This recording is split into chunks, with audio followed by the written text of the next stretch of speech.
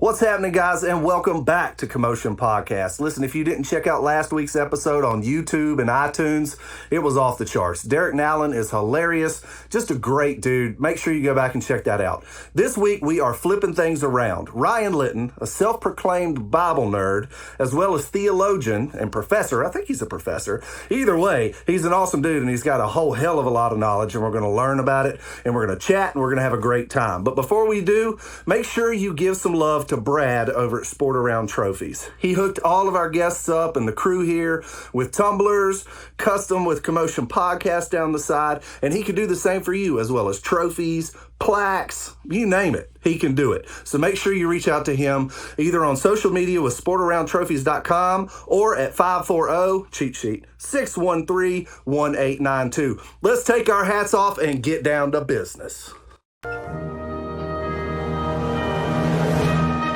I pledge allegiance to the flag of the United States of America and to the republic for which it stands, one nation, under God, indivisible, with liberty and justice for all. So I got it right. You are a professor. It's true. It had me worried there for a second. When I was doing it, I said it, and I was like, well, I could redo it, but that kind of leads us into something. Ryan, how are you, my friend? Dude, I'm good, and I'm tired. You're tired. I'm tired. Well, when you have kids, right? Yeah, it's just like that's just the standard, right? So how old are your kids now? We were talking a little earlier. You've been married 15 years with 2 kids? 2 kids. Amelia is 6 years old, and Marshall's 8 years old. Wow. Yeah. That's a wild age. Mine are 5 and 7, so like right there. Right there, yeah. It's good because they can play together. Right. And it's really bad because they play together. Am I right? Yeah. Well, the worst one for me is, so my son is as introverted as it gets. Okay. And so when he was first, when it was just him, basically, my wife and I kept saying, like, why does everybody say parenting is hard? Oh, yeah. Like, this is so easy. Like, he just keeps to himself, and he's, this is so easy. Yeah. And then we had our daughter, and we were like, damn it, that's why everybody says it's hard. Okay, I get it now. I get it, because my daughter is just like, my wife calls her a glitter-filled tornado. Oh, gosh. She's going to rule the world one day. Yeah. And all our parenting is going to do is determine whether or not she is a benevolent dictator or a tyrant. So that's all we're doing. She's definitely taking over the world. Yeah, we can move the needle exactly that much, right? Like either she's going to be good to the people that she controls or bad to them. And that's all that matters. That's all we can do. Yes, she is going to rule the world. Yeah. You got to manage expectations. It's just how many ears she has on her necklace. Exactly. Right? Exactly. Yeah.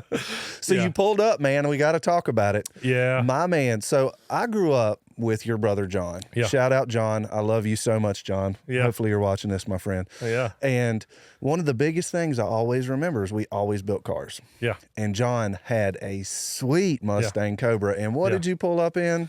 99 Mustang Cobra. Daggone. Yeah. Rumbling, too. Yeah. Yeah. Yeah. So what made you go through that? Being 40? Yeah. I mean, if people want to call it a midlife crisis, I'm okay with that. I'm just having fun. What it came down to is my wife and I, we bought a van, big white van, license plate Vandolph, because we're nerds. Yes, you did. And I got stuck driving that for a long time. And I'm not really a van kind of person. Yeah. And so we just got to the point where it was like, we don't really need the van anymore. And so I asked her, I was like, I'd like to get something fun, so if I can look around and find something fun for not a lot of money.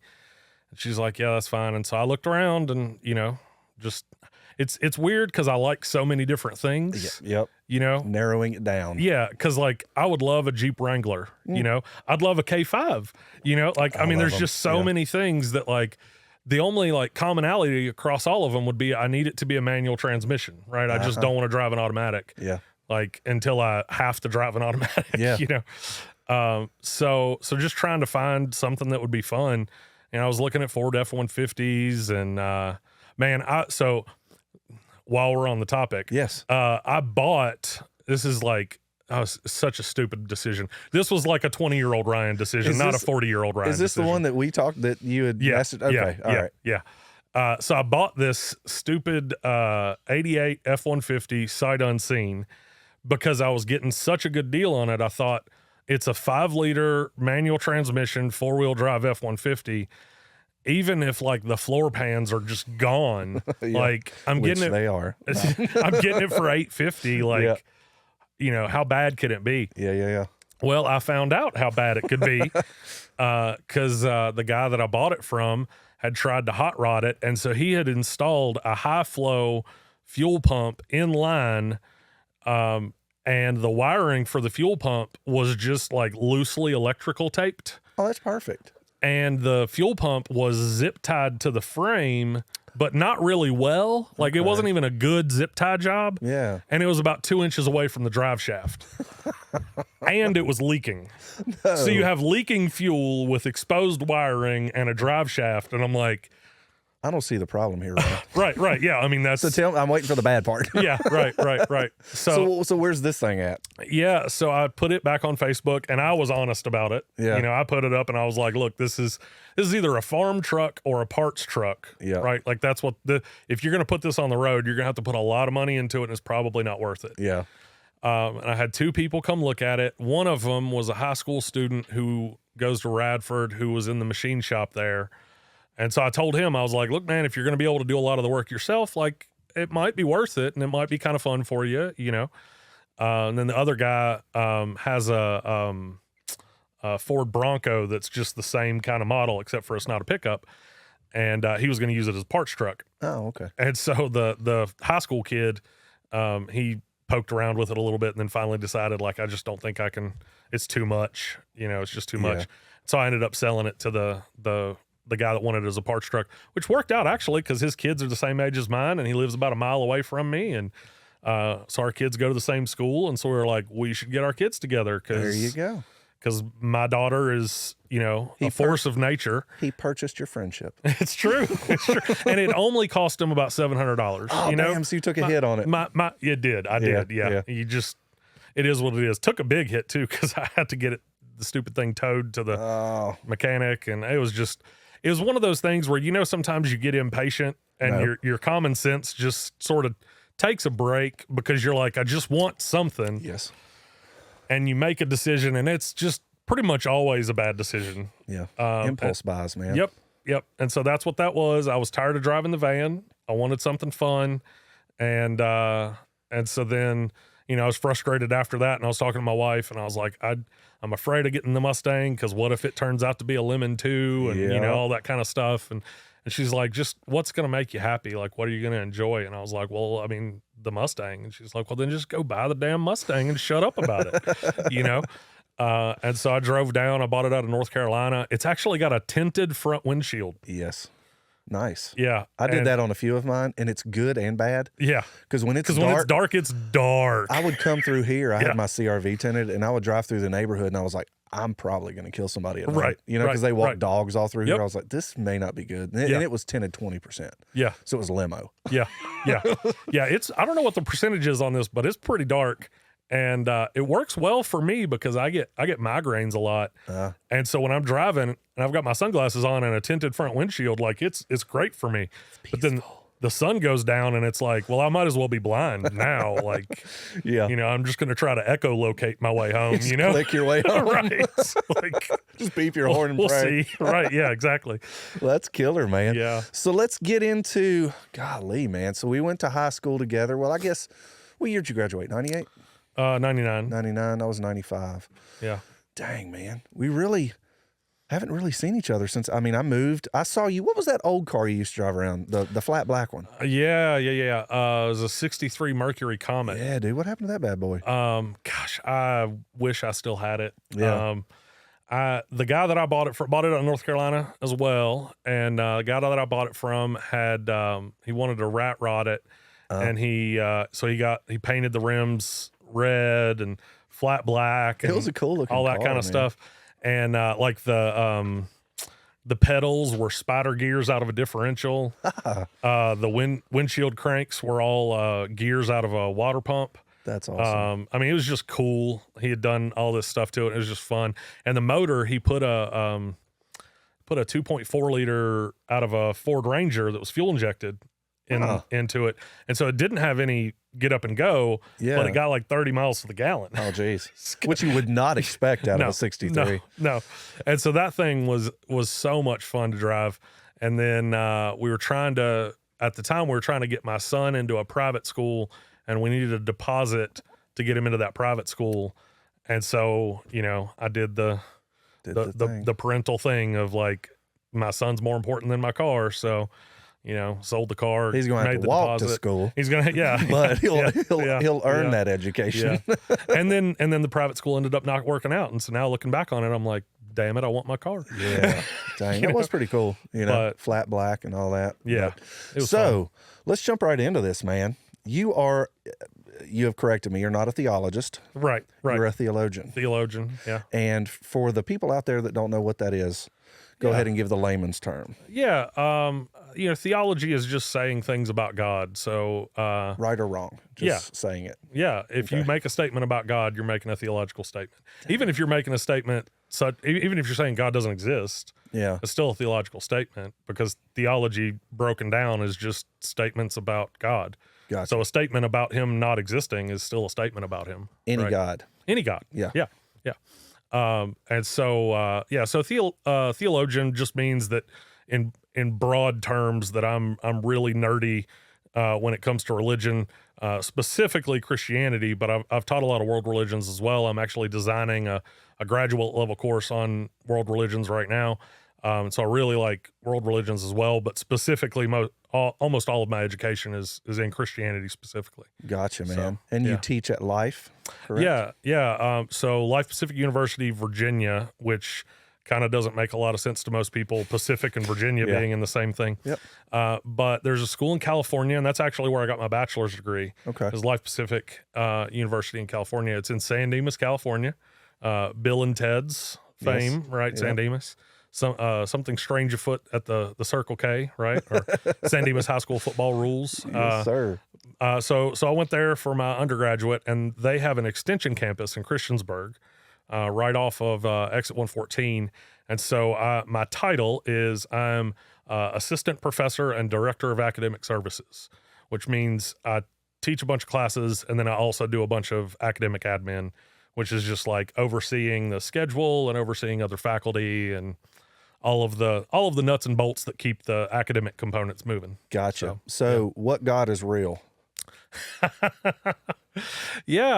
So I think the best way to approach that, in my experience, is sort of from like a common perspective of like, what can we all just sort of agree to?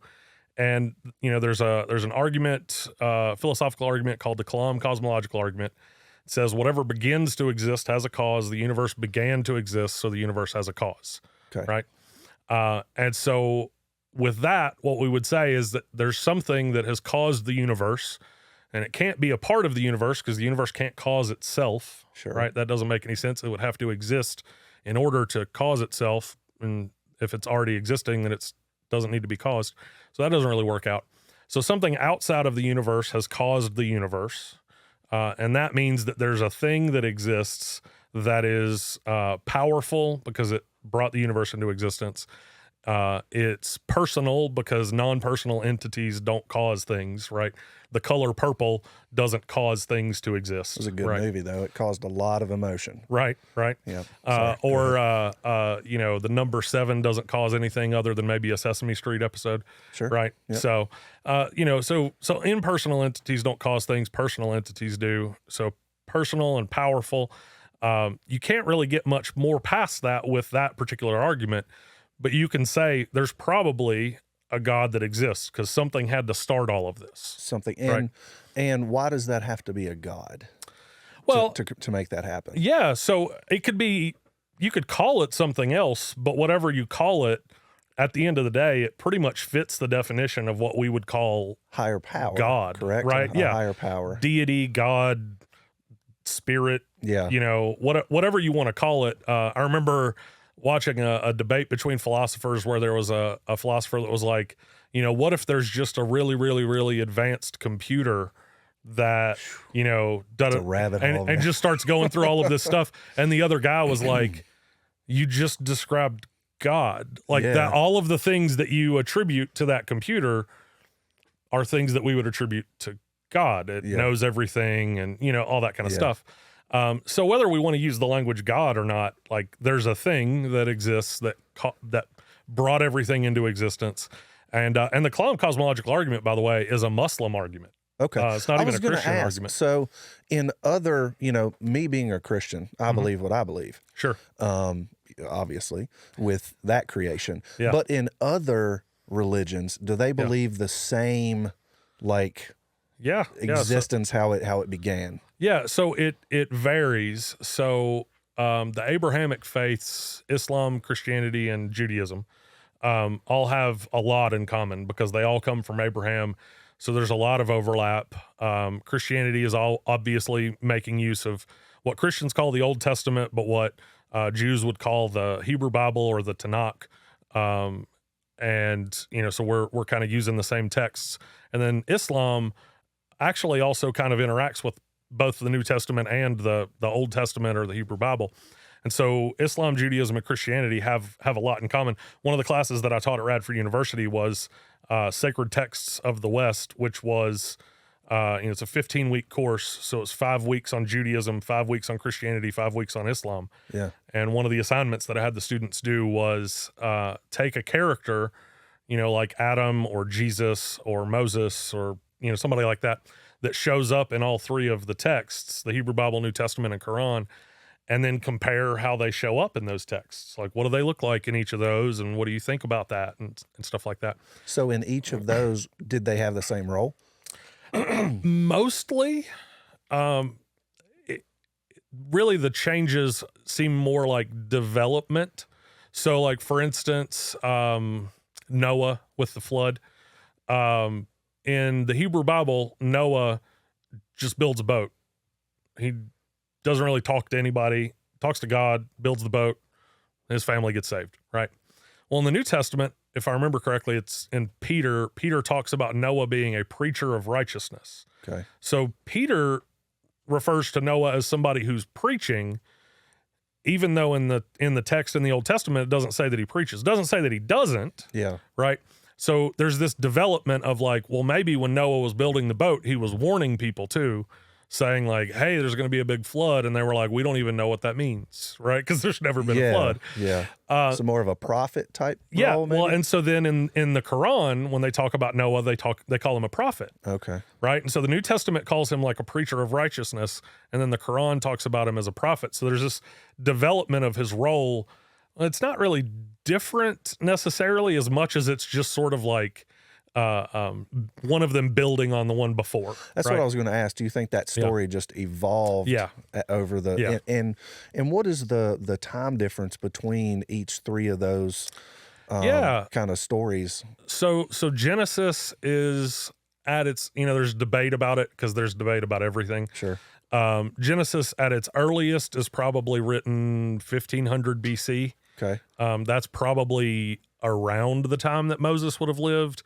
And the most conservative people would say that Moses wrote the first 5 books of the Old Testament, the Pentateuch, the Torah, the 5 books of Moses, sometimes called. And so the earliest it would have been written is like 1500 BC. The latest dates that, at least that I've heard, are closer to like 500 or 600 BC. Okay. Israel goes into some captivity. In 722, they go into Assyrian captivity. 587, they go into Babylonian captivity.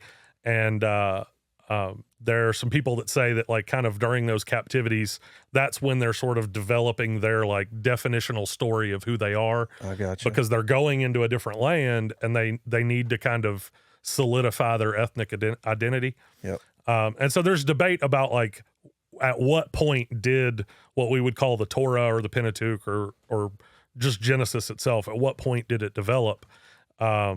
Somewhere between 1500 BC and probably 500 BC. Yeah. Peter is written probably by the end of the 1st century AD. Okay. And so, at the very least, we're talking about, 600 years from Genesis to Peter. And right? What about the Jewish recollection?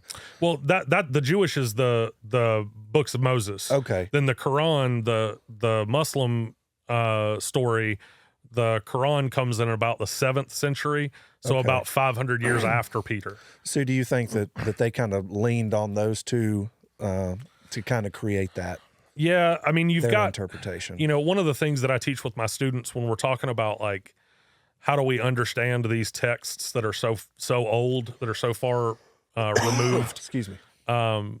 Like there's just things that we take so for granted that it doesn't even occur to us that would have been an issue for them.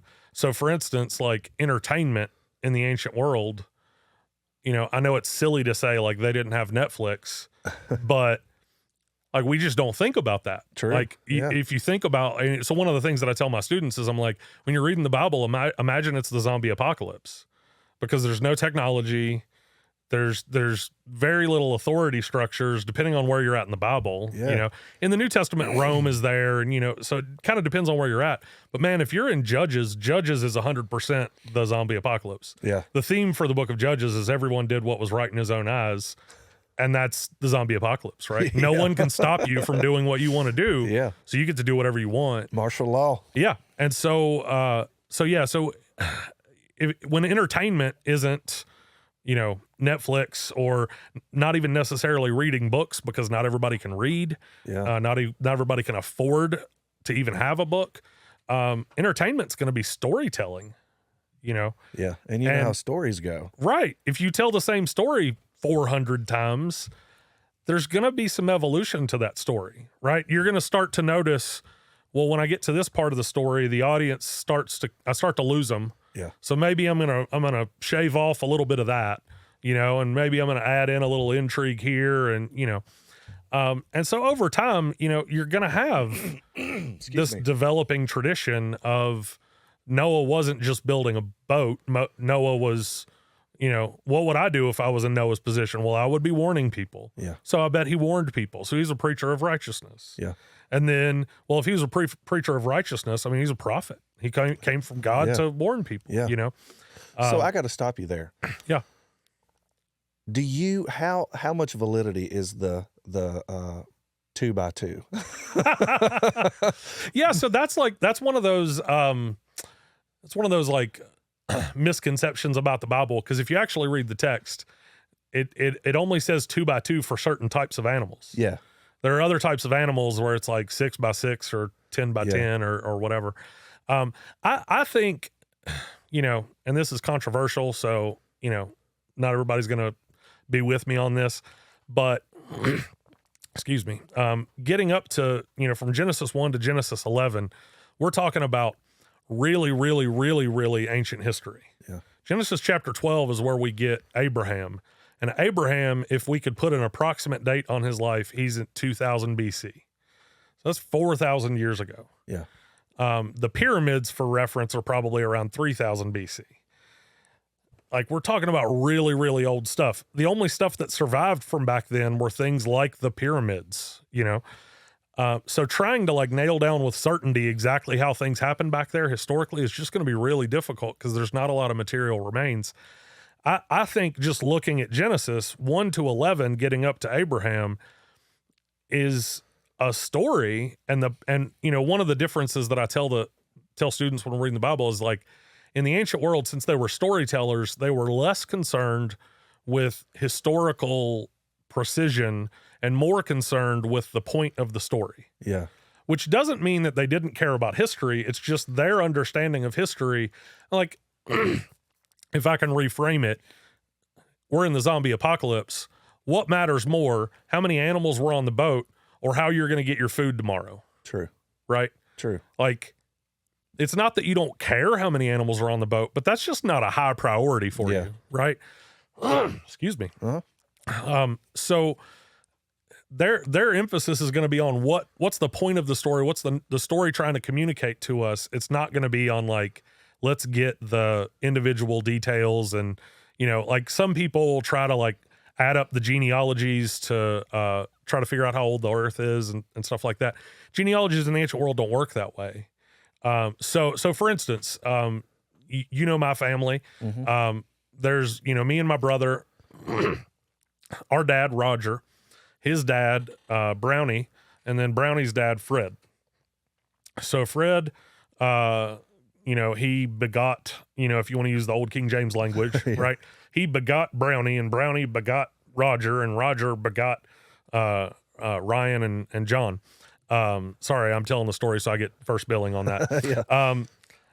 In the ancient world, let's say Brownie and Roger just didn't really amount to much.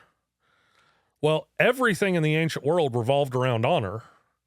So who you came from was the most important thing. I mean, this is why last names evolve as so-and-so son of so-and-so, because you're attaching yourself to that person's honor and saying, that's how reliable I am, right? That's the kind of worth that I have.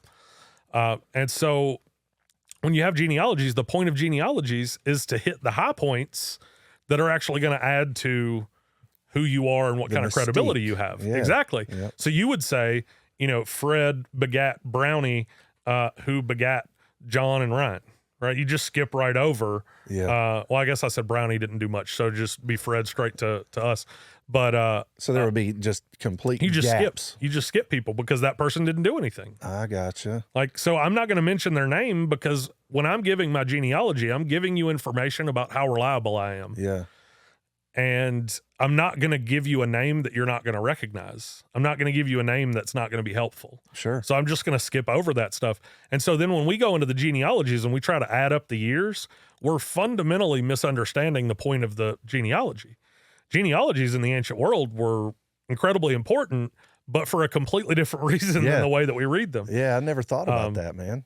And so just culturally speaking, like that's just a different thing. Actually, in the Roman world, once you get to the New Testament, there are people who wrote fictional genealogies so that you could move up in rank in society. Wow. So if you paid them enough money, they would write a genealogy for you that would link you with one of the gods or would link you with the emperor or would link you with whoever you wanted to be linked with so that then you could say, this is where I come from.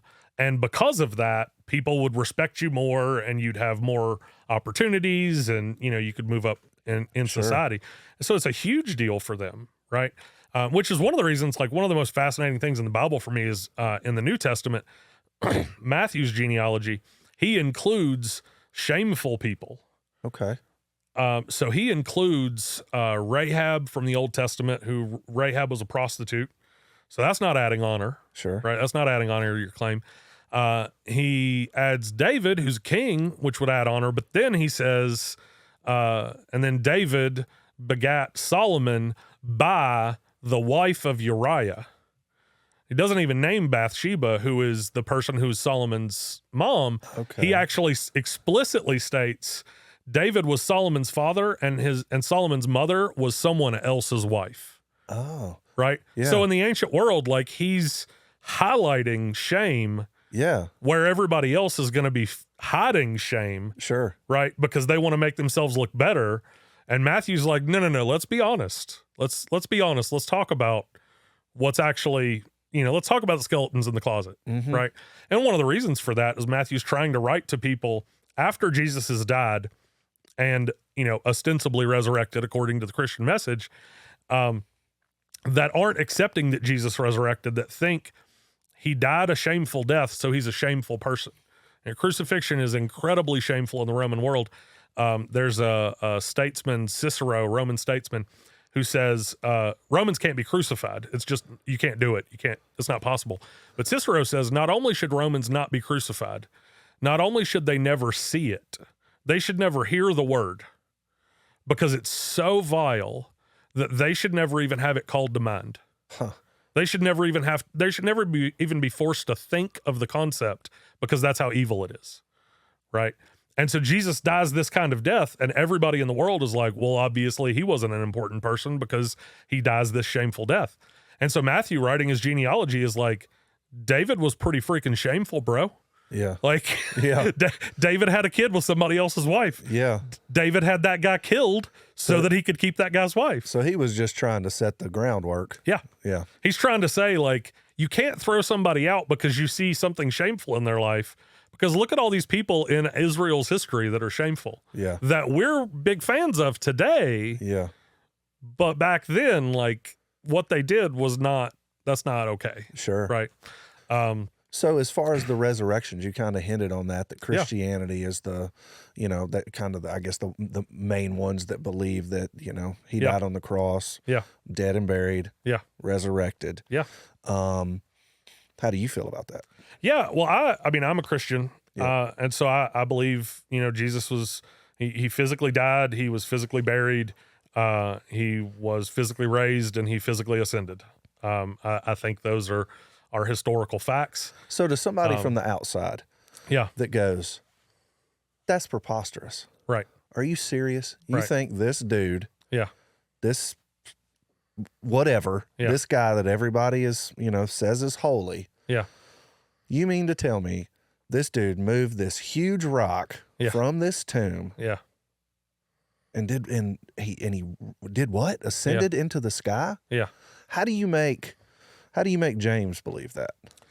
Well, I can't make somebody believe it. How would you suggest they look at it? So for me, when we do history, my education is largely, biblical studies, but also historical theology. So when we do history, we're doing something that philosophically speaking is called abductive reasoning. It's inference to the best explanation. Yeah. So we say, based on everything that we know, what explains all of the data the best? Sure. Right?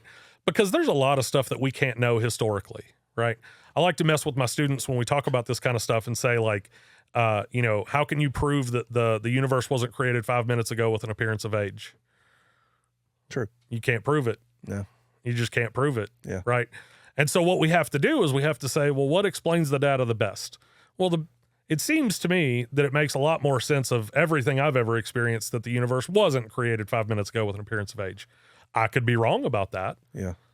But I'm going to believe that it wasn't because that makes the most sense to me. Right. And so a lot of what we do in history, especially the further we go back, is just saying, like, here's the data that we have. What's the best explanation of the data? Yeah. Right. And now what if they were like, well, there's no way he ascended. How did he ascend? What do you mean ascend? Yeah, I think with all of it, with the death, the burial, the resurrection, and the ascension, I think if we look at all of that, there are a lot of things in not just Christian sources early on, but non-Christian sources early on that seem to indicate that very, very early we have Christians believing, confessing, and preaching the resurrection. Which that doesn't prove that it's true. Yeah. Right? That doesn't prove that it's true because there's lots of people that confess and believe all sorts of crazy things. Yeah. But it tells us that we have people close to the event that said it was true. And I mean, just simple things like if he didn't resurrect, if he didn't ascend, then why didn't the skeptics who were, against the Christians, why didn't they just produce a body? Sure. Right. And actually in Matthew's gospel, he says, it's just a really interesting thing that he records, that there are some like scribes and Pharisees, some members of a Jewish sect that are spreading the rumor that the disciples stole the body. Yeah. Which is an indication that the body wasn't there. Right. Yeah. And so, I mean, again, this isn't like, definitely for sure he definitely raised. I believe he did, but because that's the foundation of Christianity. Oh, 100%. That's the crux of it. 100%. If you believe that, and that's your deal. Crux comes from crucifixion, so that's a good pun. See, I don't know if it was intended. Good about that. It was good. Zero intention. I am not smart at all. But you pulled it off, man. You pulled it off. But like that is the bare bones of Christianity. Yeah. Well, and Paul says that in 1 Corinthians 15, he says, if Christ is not raised, we're still in our sins and among men most to be pitied. Right. So he says, like, this is that we're betting the farm on this. Yeah. If he didn't resurrect, then it's all over. Right. Yeah. If that didn't happen, it's all over. Yeah. And so, for me, there's, and I can, suggest books and podcasts and debates and all sorts of stuff. There's a guy named Mike Lacona that has done work on historical reliability of the resurrection. Gary Habermas has done work on that. William Lane Craig has done work on it. There's a lot of people out there that have done like historical research on like what do we have both from Roman sources and from Christian sources, like 1st century, 2nd century, that are indicating like what do we know about Christians then? Because if you have to explain the empty tomb and you have to explain like the growth of the church, you also have to explain like, Paul is literally killing Christians and then just flips the script and becomes a Christian. Yeah. Like, what motivates that? James, the most persuasive one for me, is there's a lot of historical evidence for James, the brother of Jesus. And there's a lot of evidence that he became a Christian. Now, what do you think it would take for me to confess and believe that John is God? Your brother? Yeah. Something quite convincing. It'd take a lot, right? Yeah. Like, it'd take a lot. Not just some breaking of the bread. Right. That would take quite a bit. Yeah. If you grow up with this guy, right? Like, and so, siblings aren't likely to, confess and believe and worship one another, So there was an event at something happens that motivates the disciples to transition from being afraid and hiding to now being bold proclaimers, that they're going out and telling everybody so they Jesus saw is raised. Correct? In my mind, like my deductive reasoning, they saw evidence with their own eyes. And that's what Paul says. Paul says that when Jesus raised, he appeared to 500 of us. Yeah. And again, you have this where like Paul is saying that like somebody, ostensibly could have taken that and said, okay, well, who are they? Where are they? I want to talk to them. Yeah. Right. Like Paul's making a verifiable claim there. Now, obviously we can't go back and verify it, but Paul's making a claim that the people he's talking to could have said, hang on a minute. Who? Yeah. Where? Let's dive in on that. Yeah. And so when people make claims like that, like, you're not likely to say something like that if you can't provide some kind of backing for it. Sure. Right. And I'm sure on the other side of things too, with Christianity, that being the crux of it, are there just as many people opposing Christianity with contradicting evidence or hearsay? Yeah, so we don't have as much information about them proposing like alternate theories. We do have the disciples stole the body. We do have some stuff in like the 1st, 2nd century about Jesus like being a magician. Okay. Which is really strange that they're just like kind of admitting like because David Blaine I think could pull that off. Right. I think he could pull that off. Right. Yeah. And so like it's strange that again you have these people who are not friendly towards Christianity that are openly admitting like he did things that we can't explain. Yeah. That we think are worthy of condemnation. Like that's a tacit admission of him being powerful in some way. Now, maybe, he's got the power from demons or something. And, it doesn't prove that he was God or anything like that. Yeah. But again, when you start amassing all of this data, you go back to inference to the best explanation. And it's like, man, the simplest explanation of all of this really does seem to be that a real person named Jesus died, was buried, rose again, and ascended. Like that seems to be just the best explanation of the data. Sure. And like I said, like, there's lots of work out there on this. There's lots of books you can read. Michael Lacona's doctoral dissertation was on this and it was like 800 pages long. Oh, right. Man. And so like, if you've got listeners that want to nerd out on this stuff, like I can recommend just a ton of reading on this. So what we'll do whenever we put the podcast out, just chime in and put some of those links if you don't mind. Okay, we'll do that. Or I can throw them on the YouTube too. Sure. So here's the next thing I want to jump into. Yeah. Why do you have to give your heart to Christ? And why do you have to follow that in order tell me how you get into heaven, I guess is the best way to do it. Yeah. Well, I'll see y'all later. No. So I think, one of the things that's fascinating to me the more that I study is how much, what would I say, like pop level theology, kind of just like, you talk to somebody in Kroger and what they think, how much that stuff is just mistaken about what's happening in Scripture. So like the 2x2. Hey, it's easier to digest. Right? It's easier. No, it is. Yeah. It is. And so like the 2x2 with Noah, right? Like that's what, or another great example of this is like, how many wise men were there? Well, everybody says 3. The Bible doesn't say there were 3. It says there were 3 gifts and that there were wise men, but it doesn't actually say how many wise men there were. We just assume that since there were 3 gifts, there were 3 wise men. You learning today? Are you learning? Logan, did you know that? Honestly, I thought it actually said 3 wise men, so I'm 100% learning. You're going to learn today, Logan. I get taken to school. Carry on. And so the go to heaven thing, N.T. Wright is a really great New Testament scholar, wrote a book called, I think Surprised by Hope, where he talks about the popular level of like, you die and you either go to heaven or you go to hell, and that's just the end of it. Yeah. Right. And then he's like, but where's that in the Bible? Right. And he starts going through these texts and what he comes to the conclusion of, and it's not just him. He's not like the only person that figured this out. He just wrote a book that's pretty easy to read that does a good job of explaining it. That really what's happening at least in the New Testament's perception of it. Old Testament doesn't give us much. Old Testament doesn't give us much about the afterlife at all. Yeah.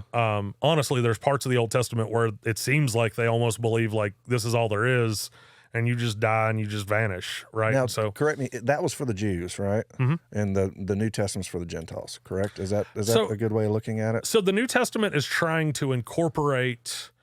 The New Testament is trying to continue the narrative of God's people and incorporate the Gentiles into that. Okay. So that would be, now, obviously, if someone's coming from a Jewish perspective that, they don't believe in Jesus, they're not going to be a fan of that. Yeah. But the Christian perspective is that, God has a covenant people, and that covenant people starts with Israel in the Old Testament, and that comes to fulfillment in Jesus, and Jesus incorporates the Gentiles in, so that, every tribe, tongue, and nation, that kind of stuff, sure, we're all included in. So in the New Testament, what we get is God is intending on redeeming everything. So it's not that like we're going to leave Earth and just Earth's going to burn and like too bad, so sad, it's actually that Earth is going to be remade, and that we're going to spend eternity on Earth with God. So the what it basically does is it's like, if you look at Genesis, the creation narrative, God is spending time with Adam and Eve. The intention, when you get all the way back to Revelation at the end, is God is basically going to do with humanity what he intended to do with Adam and Eve, which is put us all back on Earth in paradise. And so this is why I tell my students, I'm like, I can't tell you that all dogs go to heaven, but they're going to be dogs, because we're going to be here. Like, Earth is going to be remade, and so there's going to be plant and animal life. Is there going to be temptation? See that, and so then when I have this conversation with my students, they're like, so does that mean I can sin? Right? And I'm like, well, that's when we start getting into like really speculative theology, where it's like, maybe this. And the further we get into that kind of speculation, the more tentative I am to say this is the way it works. Yeah. Because like, I don't know. Speculation. Right? Speculation. Maybe this, but like, man, I don't know. Yeah. So my grandfather, he always told me, he said, and he taught Methodist, and I mean, he salt to the earth type of person. The main reason I'm as grounded and, a Christian as I am. And he always told me, he said, live a good life. Yeah. Jesus has already died. He knows your sins. you don't have to confess your sins. Yeah. He knows them already. Yeah. And I sat there and I thought, well, okay. And as I got older, I was like, but is that good accountability? Yeah. Is that more for me? Yeah. You know what I mean? And Yeah. why am I confessing my sins anyway? Yeah. They know we're sinners. Yeah. Like, should we as Christians and people confess our sins, or has that already been forgiven? Yeah. So I think this again kind of gets back to like the, like when I was growing up, my understanding of salvation was like, if I sin, I ask for forgiveness and I get to be saved again. Correct. Right. So like I'm saved, but man, like if I look at a girl for a little too long, I'm not saved anymore. I got to say I'm sorry, and then I'm saved again. See, I never had that understanding. I thought it was just you're always saved. You've always, you've given your life to Christ, and you're aware. Yeah. You don't become unsaved. Yeah. You just have to ask for forgiveness to get in His good graces. Yeah. Again. Yeah, and so growing up, like I prayed every night, God forgive me of all sins known and unknown, because I was afraid that I would die in my sleep. And there'd be something that I hadn't asked for forgiveness for, and I'm out of luck. Yeah, My worst was I would cuss, or I'd look at something, pornography or something when I was young, and I'd be like, oh man, I done messed up. So it was so bad. So I think, like, to me, the way that I explain it to my students is, one of the metaphors that gets used in the New Testament is marriage, right? And so like the church is the bride of Christ. And so, Revelation uses this language of like the wedding feast, that at the end we're going to have this big, like, big thing. And so I tell the students, I'm like, when I got married, I got married, and if I do something to violate that marriage, does that marriage cease? No. But should I do something to try to repair the damage that I've done? Correct. Yes. Right. And so, we have in the New Testament, 1 John 1:9 is like the quintessential one. It's the, if you confess your sins, God is faithful and just to forgive you of all sins and cleanse you of all unrighteousness. And so that's the one that everybody goes to when they talk about confession. But I don't think confession is like, you're saved, you're unsaved, depending on whether or not you confess.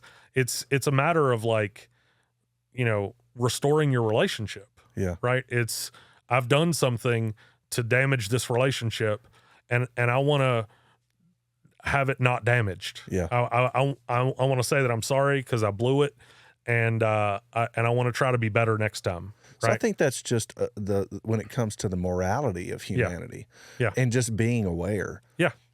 I think that is the ultimate. When I think of faith and I think of Christianity, I just think of being aware is the biggest thing that comes to me. Yeah. Of yourself, your mistakes, how you affect others. Yeah. To me, that's just the path. And I feel like it's because of my grandfather. Yeah. Having a heart.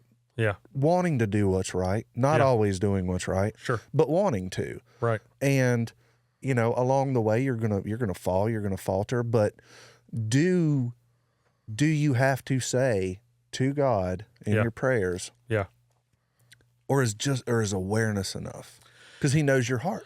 Yeah, I would say, there's a bunch of different camps on how salvation works. There's what we would call exclusivism, inclusivism, and universalism.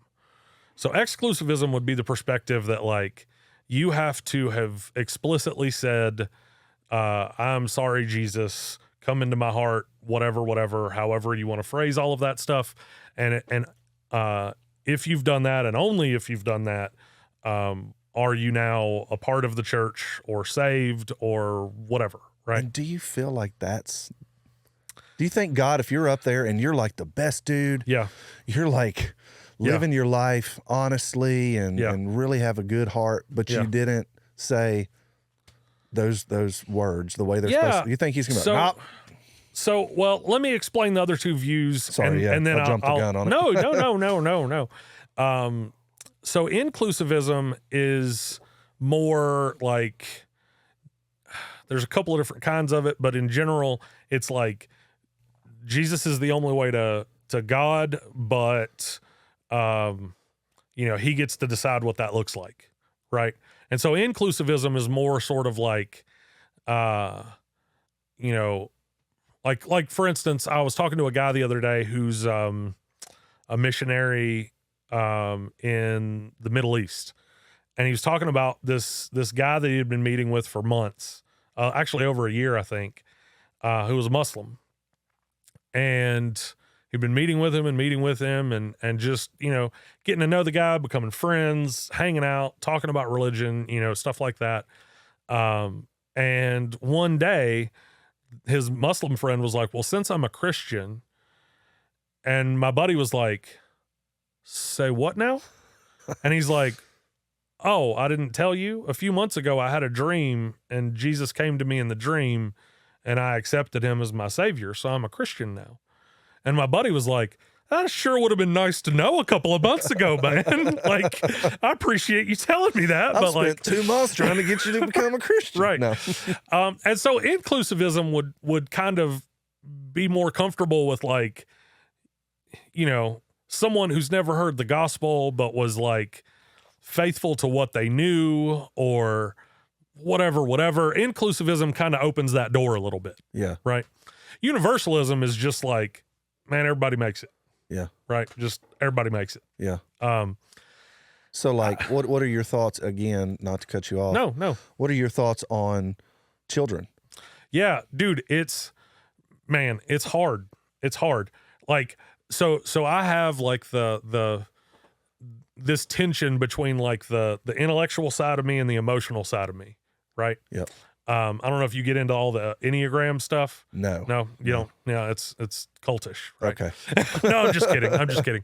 It's one of those like personality profile fads right now. And so anybody that gets into Enneagram, I'm an Enneagram 4. So that just basically means I'm emo.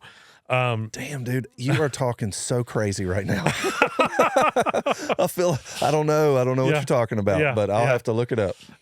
It's just one of those personality profile things. Oh, okay. And so, all the different types are like, this is how you sort of see the world. Yeah. And Enneagram 4s are like creative, artistic, emotional kind of. And then there's other types that, like, my boss is an 8. And the 8s are kind of like take charge, strong personality, like I'm going to lead, you know, that kind of person. And so it's just another one of the personality profiles. But I say that to say, like, the emotional side for me, even though I'm an intellectual, I'm a professor, I think a lot, I read a lot, I write a lot. The emotional side of me is pretty strong too, and there's a lot of tension there where, like, I know what, I kind of know what I believe, but I also kind of hope I'm wrong. Okay. If that makes sense. It does. So I can't get down with exclusivism. I just can't quite get there. I think there has to be some wiggle room in inclusivism.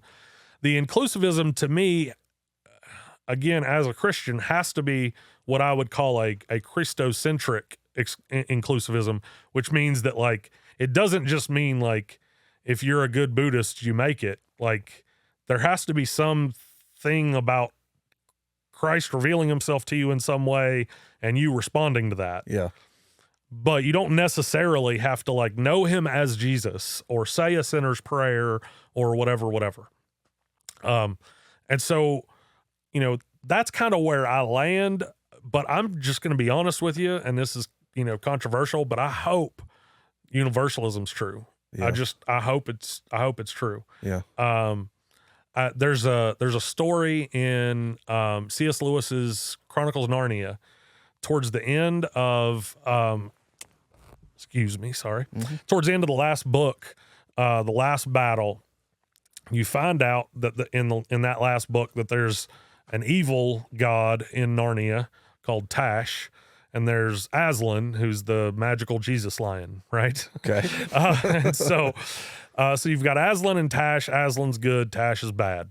So you've got this guy who's a servant of Tash, and at the end of all things, he ends up in Aslan's country. And so, following the story, C.S. Lewis is basically saying this guy who served Satan, for lack of a better term, ends up in heaven, right? Okay. Which is just super weird, Yeah. right? And so he ends up in heaven, and he's sitting there, and he's kind of frustrated, and Aslan comes up to him, and he's very respectful to Aslan, and he says, you know, it's great to meet you, you know, and I'm paraphrasing, you know, but he says, I've served Tash my entire life, and it's Tash that I want to meet, right? He's the one that I've been faithful to, and so that's who I want to meet. And Aslan says, Tash can't receive your service because you've done good in the name of Tash, and he can't receive good. Oh. So any good done in the name of Tash is actually accepted by me. And any evil done in my name is actually accepted by him. And the thing that really tweaks me about this is that character's name is Emeth, and Emeth is the Hebrew word for truth. Okay. And so C.S. Lewis, in this book, in this children's story, is really throwing out here kind of like a pretty strong tweak that's jab. like, guys, there might be a broader hope than you think, you know? And so for me, I like, you know, when I'm talking to people about it, like, man, I hope that, you know, based on what I know about God from what I've studied as a theologist, you know, yes. One of the best I know, the only one I know. Yeah.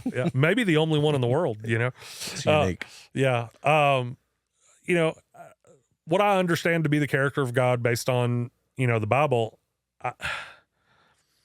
he seems to be more gracious than we think he is. Yeah.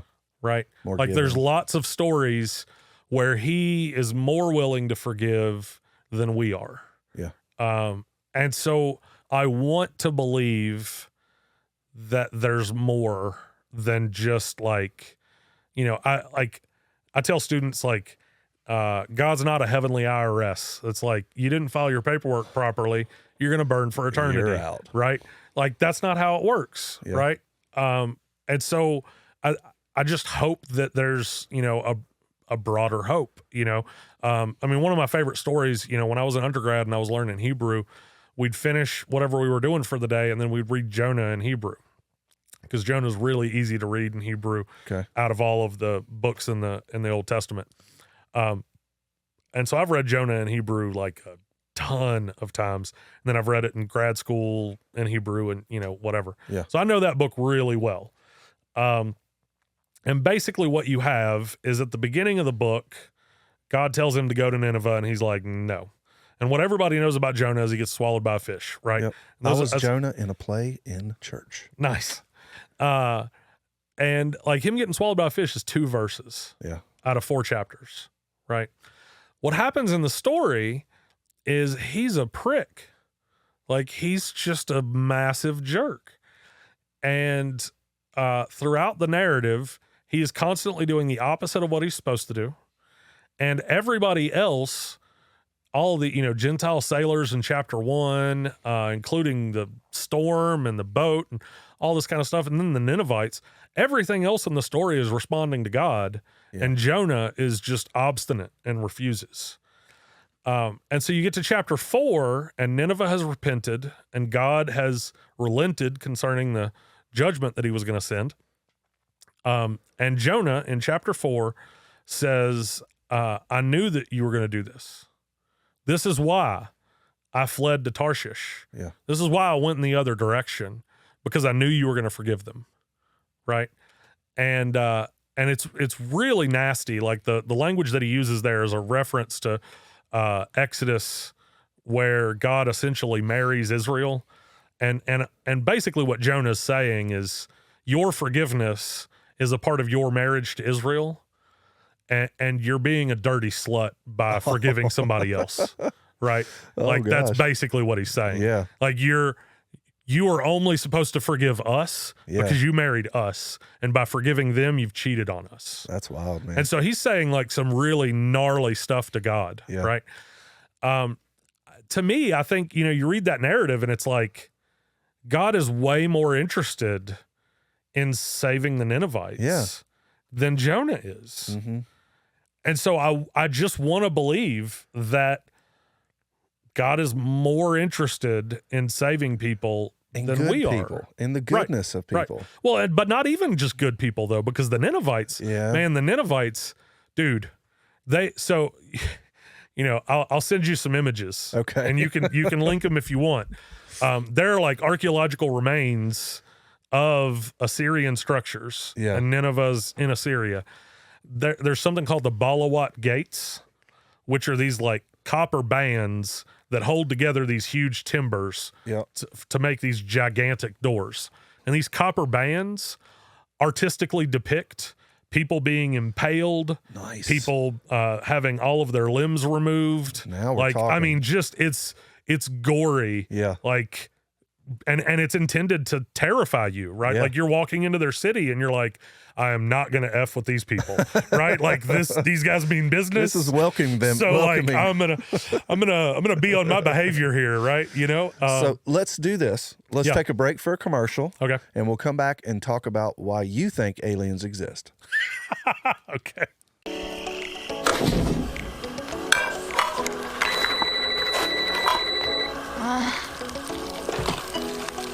Hello? Hey Drew, it's Rob with Thacker Real Estate Group. I actually got your number from Brad. He had mentioned that you had a house to sell in Virginia. I don't think so. Yeah, we actually met. Yep, that's me. Hey, I thought you might want to chat. I'm in the area right now and would love to stop by. Well, I'm getting ready to watch a video. Oh, nice. What are you watching?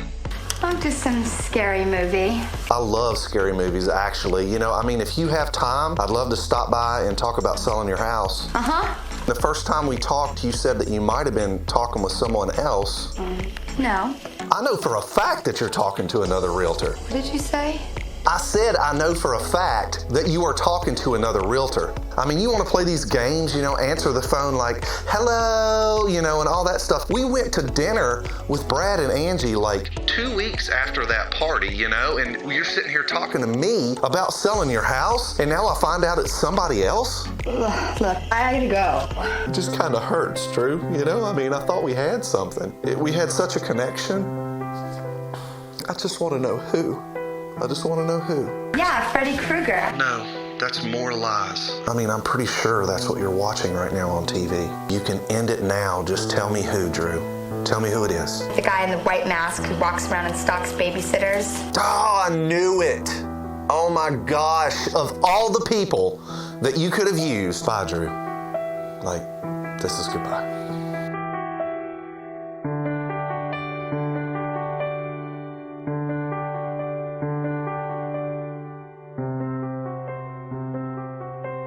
Oh boy. Yeah. Ryan's have you never seen that? I've never seen that, man. That's pretty dope. I appreciate it. That's pretty dope, man. I dig it. Yeah, you got to have fun. Real estate is kind of one of those things that it's pretty boring, or it can be. It's always something new though, which is cool. Yeah. You get to help people. Yeah. And one of the things we really like doing, we help, veterans and stuff that with the VA. And it's rewarding to see the people. It can be taxing. We're going through one right now that's just it's just like, let's go, let's get this appraisal done, let's make it happen. But we absolutely love it. It gives me the kind of schedule, so I can move stuff around and be with my kids, and that's the whole reason I came off the road, was to be with them. So well, hey, thank you so much for the swag, bro. Yeah, he hooked me up when he pulled in. He was like, "Hey, I got you a XXL." I was like, "Perfect, man. Thank you. I really appreciate that." Yeah. So let's talk about the gates. Where we left off was the beheadings and the stabbings and so the Assyrians in the ancient world are they're terrible. Like, there's a reason Jonah doesn't want God to forgive them. It's not because he's a jerk. He is a jerk, but it's not because he's a jerk. It's because they're horrible people. Like, they're not, we're not talking about your neighbor that, mows the lawn too early, right? Like, we're talking about horrible, which is horrible, right? It's unforgivable. But, there's stories of Assyrians where they would if they took prisoners of war, that they would take children from the prisoners of war and use them as target practice. Oh boy. And they're just evil people. So right? That being said, and God wants to forgive those people, right? Like, that's the crazy thing about Jonah, is it's like, Jonah shouldn't want God to forgive these people. Yeah. And God somehow he does. Because they actually repent, right? Okay. Like Jonah goes into the city, and I mean, dude, there's all sorts of stuff in the book that I'd love to talk about, but we'd be here for like 5 hours. Sure. He goes into the city and he like preaches the most unenthusiastic message that has ever been preached. He literally just walks inside of the city, like barely, and says, yet 40 days and Nineveh will be destroyed. And that's all he says, right? And someone hears it and it gets back to the king somehow. And the king's like, everybody fast. Your animals are going to fast. We're all going to sit in sackcloth and ashes. Hopefully, whatever God was going to destroy us won't destroy us. Yeah. And that was enough. They were just like, reality check, like, we don't want to be destroyed. You know what's weird is, like, I feel like that story alone can be modernized. Oh, yeah. Like, big time. Yeah. Well, I mean, when I talk about it with my students, I'm like, I'm sure there's never been anybody in your life that you didn't want God to forgive. Yeah. I'm sure there's never been a group of people that you were like, they're too evil. Mm-hmm. They're too terrible. God should judge those people. Yeah. Right. Like, we all do that, right? We all have our enemies that we say, God should give me grace, but they should get judgment. Yeah. They need to have bad things happen to them because they need to get their life right. But then if bad things happen to us, we're like, God, why? Yeah. Yeah. It's like we just all do that. And why do you think bad things happen? Oh, dude. Oh, man. Yeah. So I'll see you guys later. But seriously, Yeah. Again, this is, and me being a Christian, I want to pick your mind on it too. Sure. It doesn't mean I necessarily believe the questions. Yeah. No, I get it. If you know what I'm saying. No, dude, the problem of evil, I mean, I've got a class right now where the final project is on the problem of evil. We talked about it today. Yeah. And I told the students, I was like, look, guys, I'm just going to skip to the end and give you the answer, right? We don't know. Yeah. At the end of the day, what we have is either we believe that God is who he says he is, or we don't. Yeah. Like, at the end of the day, that's what we've got. Mm-hmm. Now there's other stuff we can do philosophically. There's other stuff we can do biblically. I mean, we can get more complicated with it. We talk about it a little bit more. But, I mean, at the end of the day, when the rubber meets the road and just everything in your life is falling apart, I mean, you have the decision to say, either I'm going to continue believing that he is who he says he is in spite of this, or I'm going to let this circumstance dictate to me what I believe about him. Sure. Like, that's, at the end of the day, that's what you got. And what would you tell to somebody that 5-year-old son just lost their 4-year battle with cancer? Oh, right. Like, what do you say to somebody to console that? You don't. You just don't.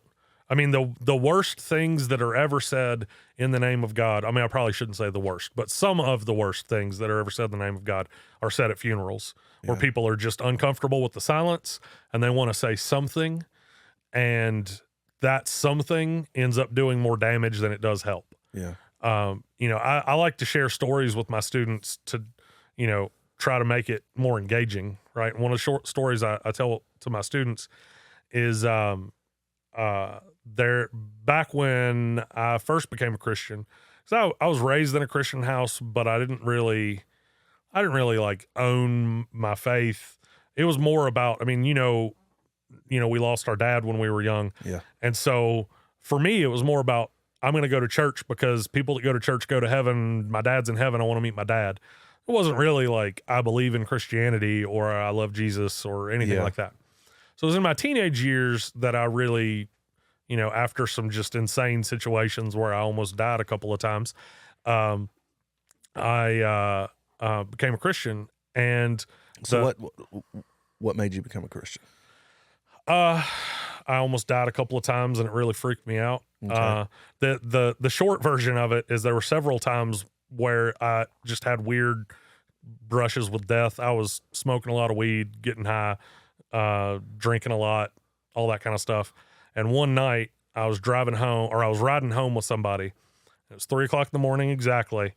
And around here, there are no flat, straight roads. Truth. The guy that's driving me home passed out. Oh. And the car coasted to a stop. Ooh. Didn't hit anything. Didn't even leave the road.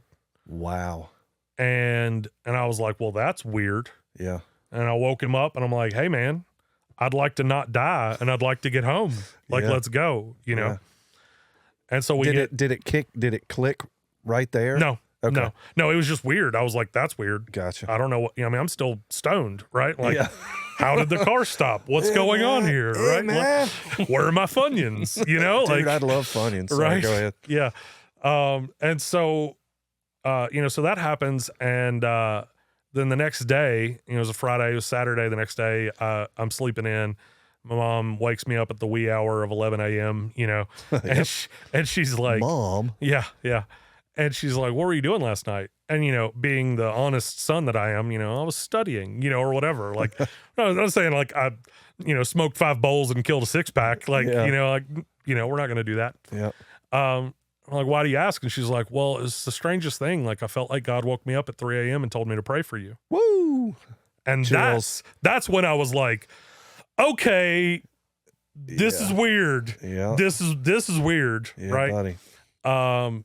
And so, there's a guy that went to the same high school as us. His name's Brad Anton. I don't know if you remember Brad. It sounds familiar.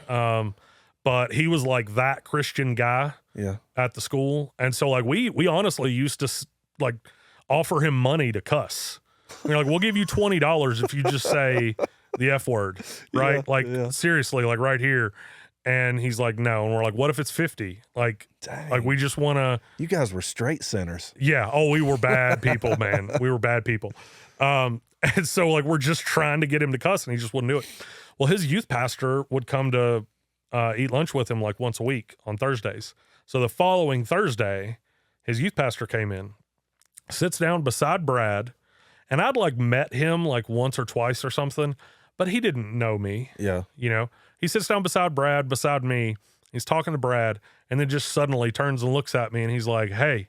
And I'll look at him, I'm like, what? And he's like, there are things you're doing right now that if you keep doing them, they're going to kill you. You need to get out of the enemy's camp. You need to submit your life to God. Dang, man. And I was like, that's bizarre. Like, and had there been something on your mind?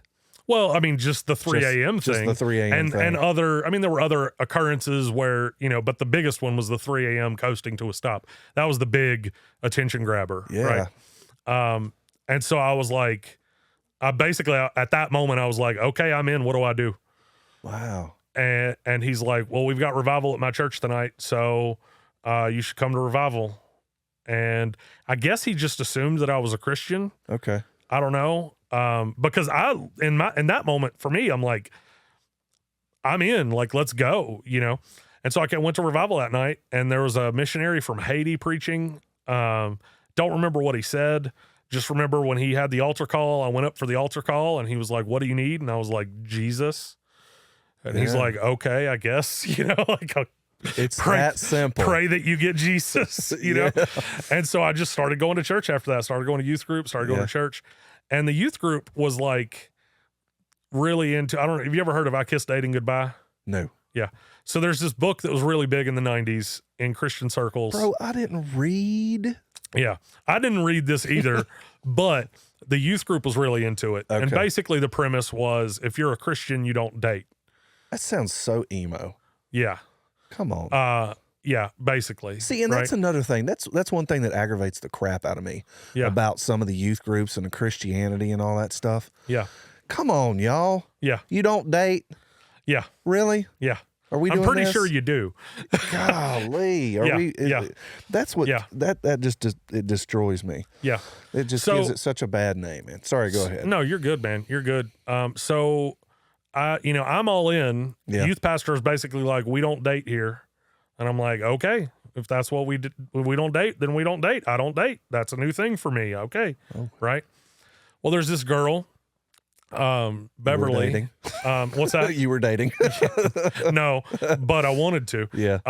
There's this girl in the youth group, Beverly, that I'm like, I'm enamored with her. Yeah. Right. Like, I'm like, she's just the best thing ever. Right. And, come to find out she liked me. And I'm like, dang it, we don't date. Because I'm all in. I'm right? sorry, Lord. Like, I'm all in. Beverly has what I need. Right, exactly. Right. Yeah. Dear Beverly. If you had made her less attractive, Jesus, like, this is your fault. Yeah, it's all on you, man. Mm-hmm. And so I'm all in. I'm like, okay, well, we don't date. Yeah. Like, we don't date. Yeah. Right. So she starts dating this other guy. What the hell, Beverly? Right. About 6 months later, driving back from his house, she dies in a car accident. Oh, no. Dating is bad. Right. Okay. Right. Yeah. And so I go to her funeral and I'm just inconsolable because I'm like, literally, if I had dated her, she wouldn't be dead. But you wouldn't be a Christian. Right. So there's the conundrum. My youth pastor would be upset with me. Oh my But I'll gosh. take that trade-off, right? Yes. I'll let him be upset Yeah. if that means she's alive, right?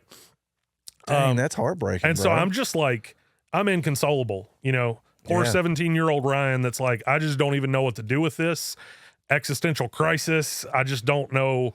And this lady from the church, well-meaning lady, love her. She's wonderful. She sits down beside me and she's like, honey, she's with Jesus.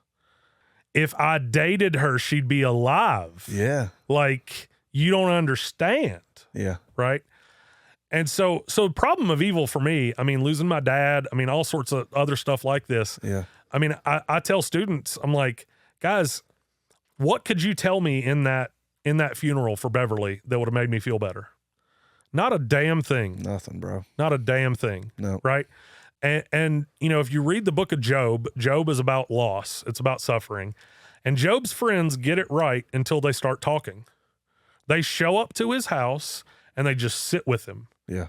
And they mourn with him and they grieve with him, and it's perfect. And then they're like, Boop, boop, boop. well, you see, this happened because, like, no, no. Yeah. Yeah. You were doing great. You were so good. Right up until then. You got one job, man. Just sit here and be sad. Yeah. That's all you got to do. Yeah. That's the job. And so for me, like, problem of evil, like, somebody loses their child. I mean, the assignment in my class is, they're all case studies. Yeah. So it's a theology class, but they're all case studies. So what you have to do is, instead of writing, what do you believe about the Trinity? You have to say, I give you a scenario where I'm like, you're, working at a church and there's people in your church that have been talking to Mormons and they come tell you they don't believe in the Trinity anymore. How do you respond to that? Gotcha. Right. So it's not just like, here's what I believe about the Trinity. It's actually like, I'm talking to a real person who's engaged in a real issue that pertains to this theological topic. So how am I going to counsel them in the midst of that? 15% of their grade is, were you a jerk? Yeah. Right? Like, it's literally, what is your tone? Are you charitable? Are you calling people stupid? That kind of thing. And so the problem of evil case study is, you're at a church and there's a couple that's been struggling with infertility for years and years and years. They finally conceive. They give birth to the baby, and 6 months later it dies. And so you got this whole church that's been like just wanting this to happen. Yeah. And like, it finally happens and then it goes away. Like, what do you do with that?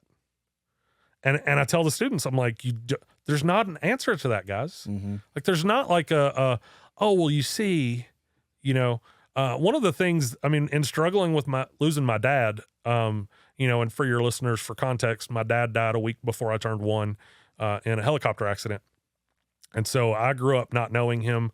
I've got 2 pictures of me and him. One's a family picture, and one picture is him holding me, and it like almost cuts off my entire face. It's just this little tiny picture. Yeah. And so I've got no memory of him, like no nothing. Right.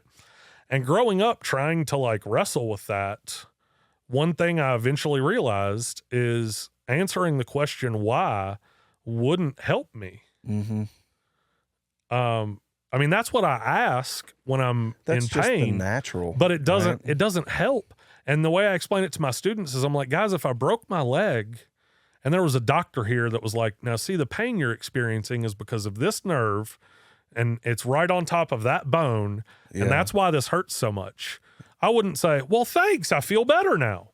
Yeah, that makes sense. Yeah. Like the pain's still there. Yeah. Right. Like I might work a little differently now because I understand it better. I mean, I may know how to walk better, or avoid hurting it, or, but the pain's still there, And so I tell my students, I'm like, if God showed up here just and was like, so here's why your dad had to die.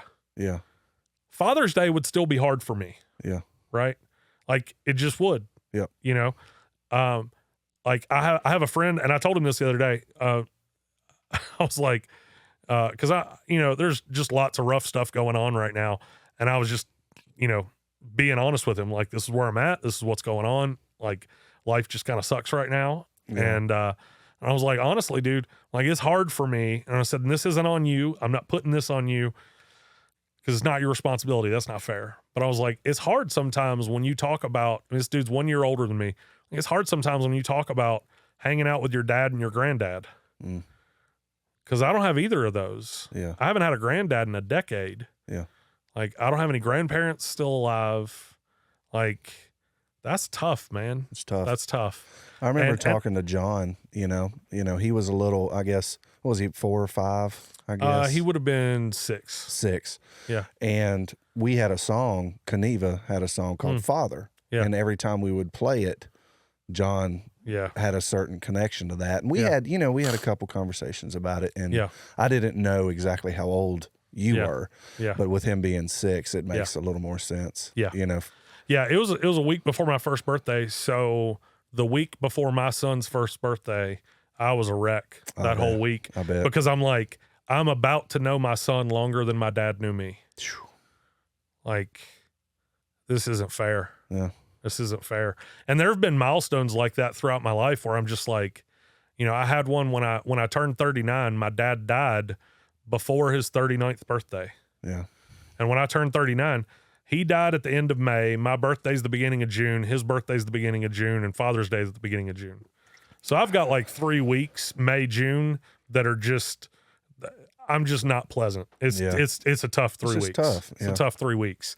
And it was just, I died, or he died before he turned 39. I turned 39. That year, I was married to my wife as long as he had been married when he died, which I'd never done the math before. But when I realized, like, I'm turning 39, I think that's the year he died. And then I started looking at stuff. I was like, oh, man, like, my kids are the same age as Rhonda and John when our dad died. Like, there's all of these, like, dude, I now have lived longer than he lived. It's just weird. That's tough, man. And why? They just right. And there's it would still be difficult. Yeah. Like there's no point at which I can say, I feel better now. Yeah. It's all fine. I'm not bothered by it anymore. One of the rough things that happened is, I've lost a lot of father figures in my life. I've basically lost every father figure I've ever had, in some sort of tragic way.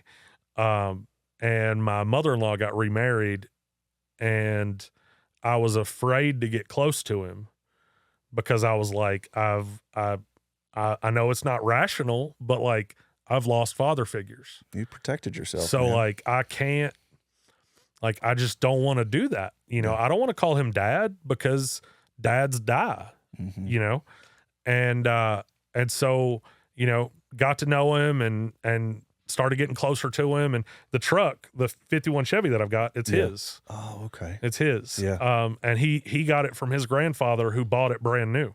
Wow. So he's the second owner. I'm the third owner. Yeah. Original engine, original everything, all that kind of stuff. Anyway. And so I finally started getting closer to him and finally was just like, okay, I can call him dad.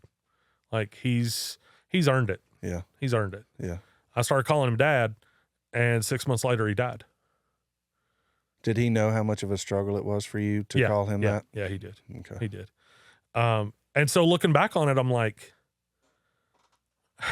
it's not rational, but part of me is like, do I just not get to have dads?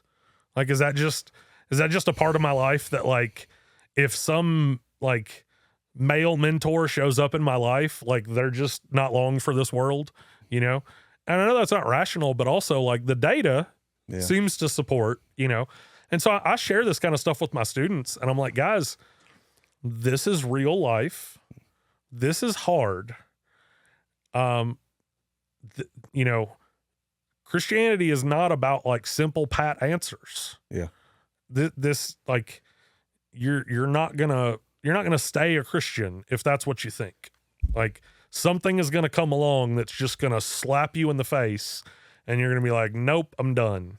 Yeah. Right. Like life is just so much harder than that. It's so much more complicated than that. It's not easy. And so problem of evil, like for me, when we talk about it in class, I'm like, if you want to talk about the logical problem of evil rationally, can God coexist with evil? Yes. We can talk about that because there are people that are like the existence of God. This goes back to Epicurus in like the 5th century BC. He says that if God is all good, all loving, and all powerful, then he can't coexist with evil. That's what Epicurus says. Mm-hmm. Well, that's just not true. Because if you're going to say that those things can't coexist, they have to be logically contradictory, and logical contradictions have to be things that are literally inconceivable. So it's like a married bachelor, right? Definition of married, definition of bachelor are mutually exclusive. You can't have both of those things. True. If you're one, you're not the other, right? A circled square, right? Circle and square, those definitions are mutually exclusive. You can't be both of them at the same time in the same way. If you're one, you're not the other, right? And so if you're going to say that God's existence, if he's good and powerful and loving and all that kind of stuff, that's mutually exclusive with evil, you have to demonstrate somehow how those things literally cannot coexist. And you can't do that. Yeah. Because I can just say, okay, well, God's all loving and all powerful and all of that kind of stuff, and evil exists, and God just allows it for some purpose we don't understand. Now, that's not a great answer. It's kind of but it's an answer. Yeah. And you can't offer that answer for a circled square.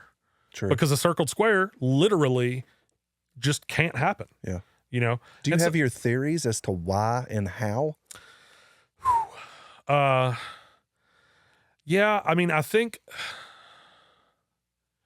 there are, gosh. Is it the apple? It's the apple, isn't it? So this is going to get a little bit technical because I don't know how to give you the theory without getting a little bit technical. Sure. But there's this philosophical approach called Molinism. It's after this guy, Molina. I forget what his first name was. I keep wanting to say Alfred Molina, but that's the guy that played Dr. Octopus. And I was going to say that sounds actually familiar, so that's definitely not the guy. Not it. Yes, it's not him.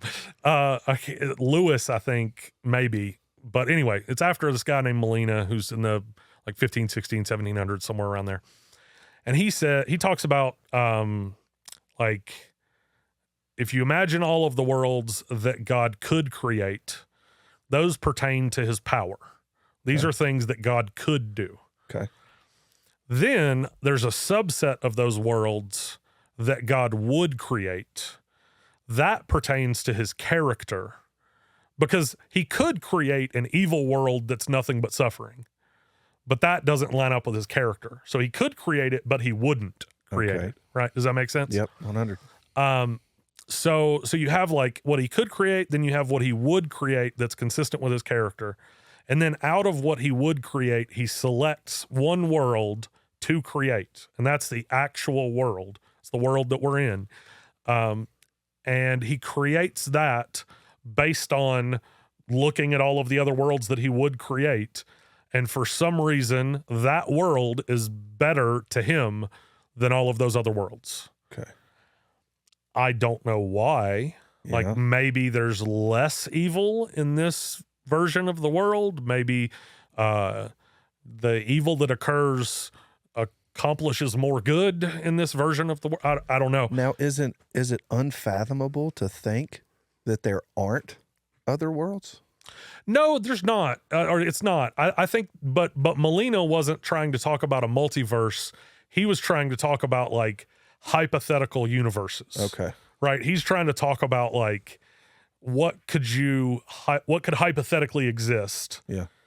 Could God create a world where this is true? Yes. Based off his character. Would he create it? Maybe.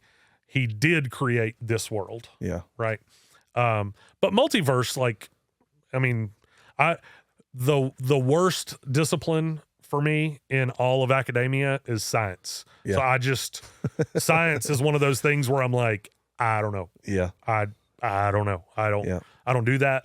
So go talk to somebody that does. Yeah. Like I can give you some pointers, but you know, when people start getting into like Age of the Earth stuff and like 6 days of creation and all that kind of stuff, I'm like, I can talk to you for a really long time about Genesis. Yeah.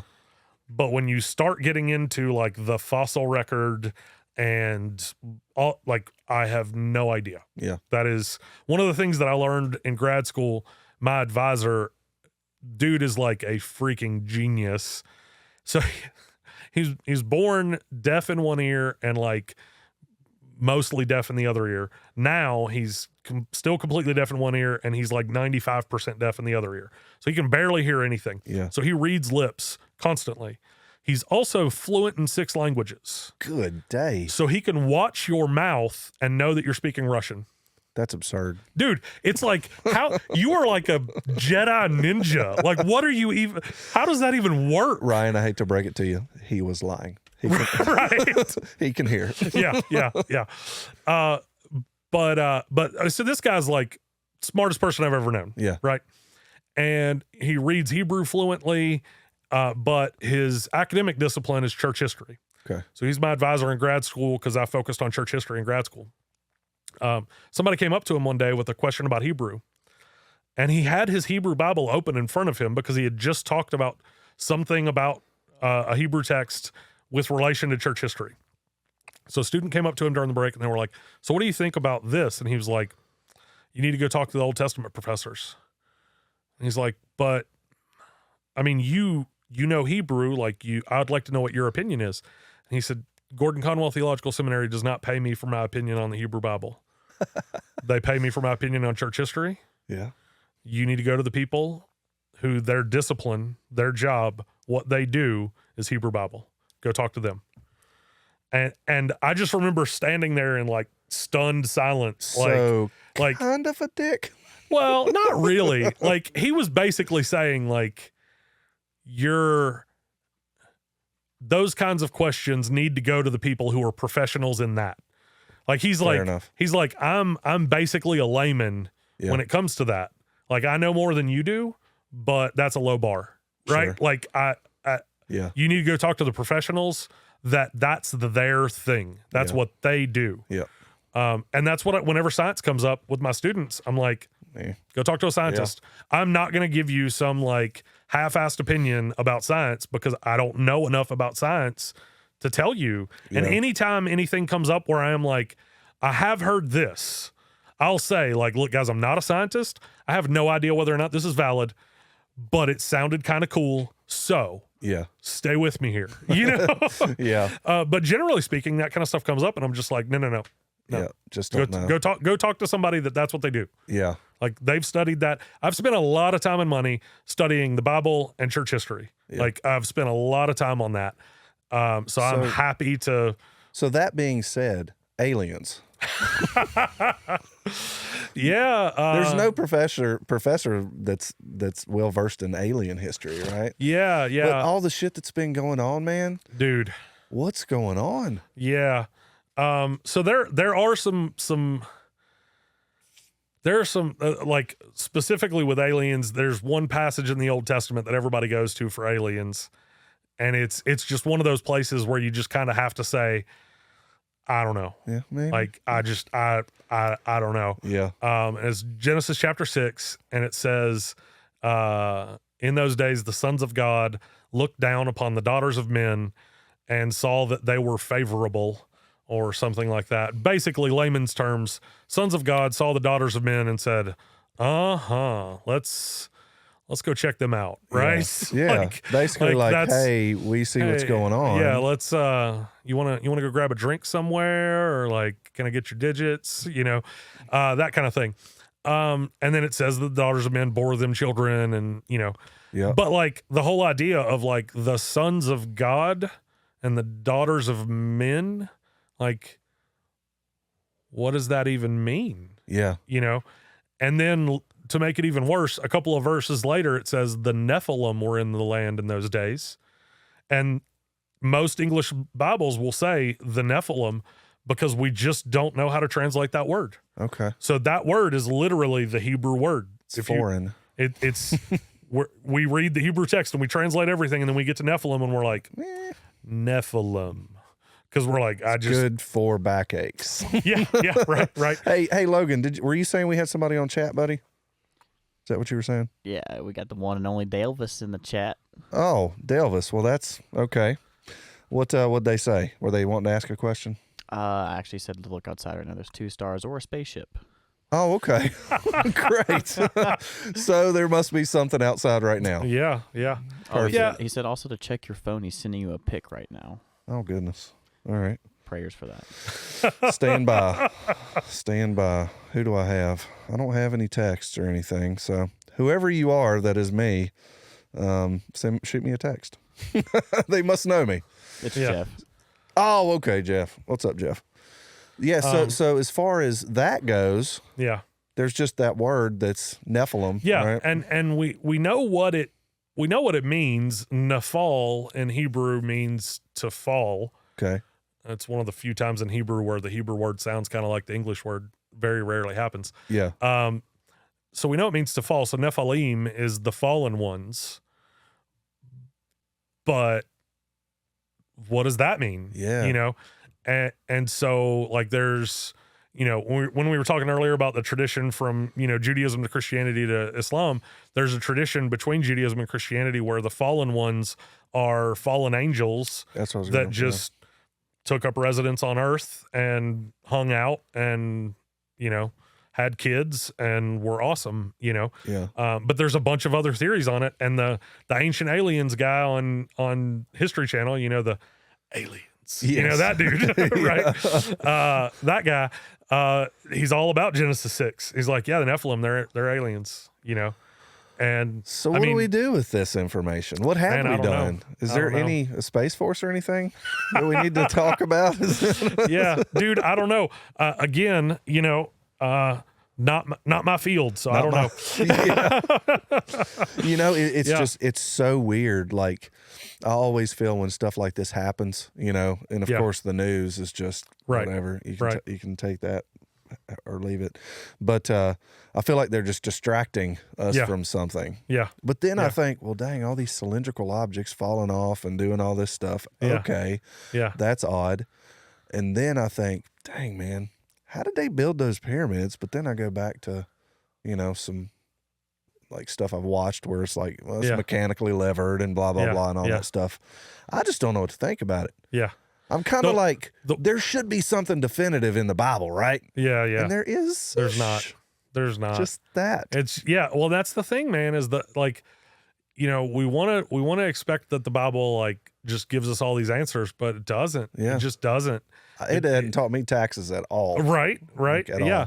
I mean, it, like, I love it. I've dedicated my life to studying it, you know, but there's lots of stuff that it's just like, what was that? Like, I don't, you know, there's a passage and, it's in the Pentateuch. I forget exactly which book.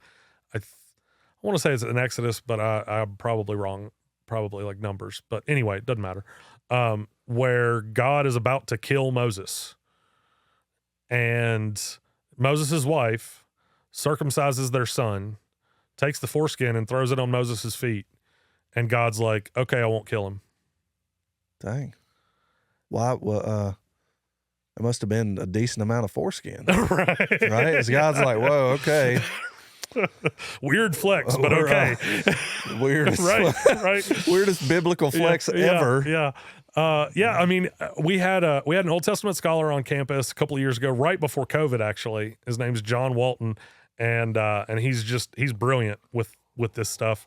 And I told my students, I was like, guys, do not ask him stupid questions. Don't ask him questions I can answer. Yeah. Like, you need to bring your whoppers. Like, you need to bring the ones that I'm like, I got nothing for that. And so one of my students, that passage is called Bridegroom of Blood, because that's one of the phrases that gets used in that passage. Okay. One of my better students, really smart student, was like, I want to ask him about Bridegroom of Blood. And I was like, I want you to ask him about Bridegroom of Blood. That is exactly what I want you to ask him That's about. a hell of a band name. Yeah, Sorry, it's go true. ahead. It's true. Oh man, there was another one the other day that something else. Gosh, I've completely forgotten it.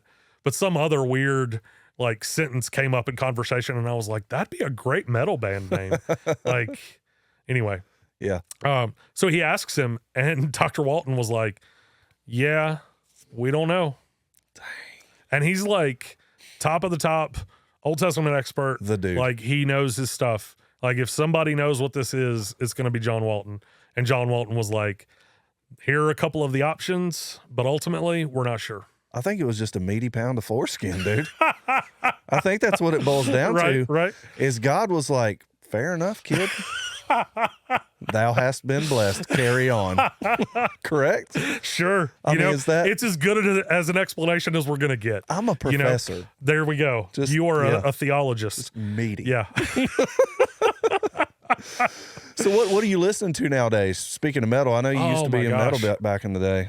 Yeah. So I listen to metal when I'm grading because I need some aggression to get through. Does it just piss you off that bad? Well, sometimes, yeah. Sometimes when you find plagiarism, and it's like, and now with what is it, the Chat GPT? Oh, dude, thing? don't even. Oh man, I don't even know at this point what. Yeah. So how are you going to combat that? Let's just stop for a second and go, how does a professor combat that? Yeah. So it depends. At my level, we're a reasonably small institution. I don't have, any like lecture hall type classes where there's like 200 people taking a class. Yeah. I don't got to deal with that kind of stuff. My theology class, I got 5 people in that class. Right. Yeah. And so when we have class, like I just sit down with them and we just talk. Yeah.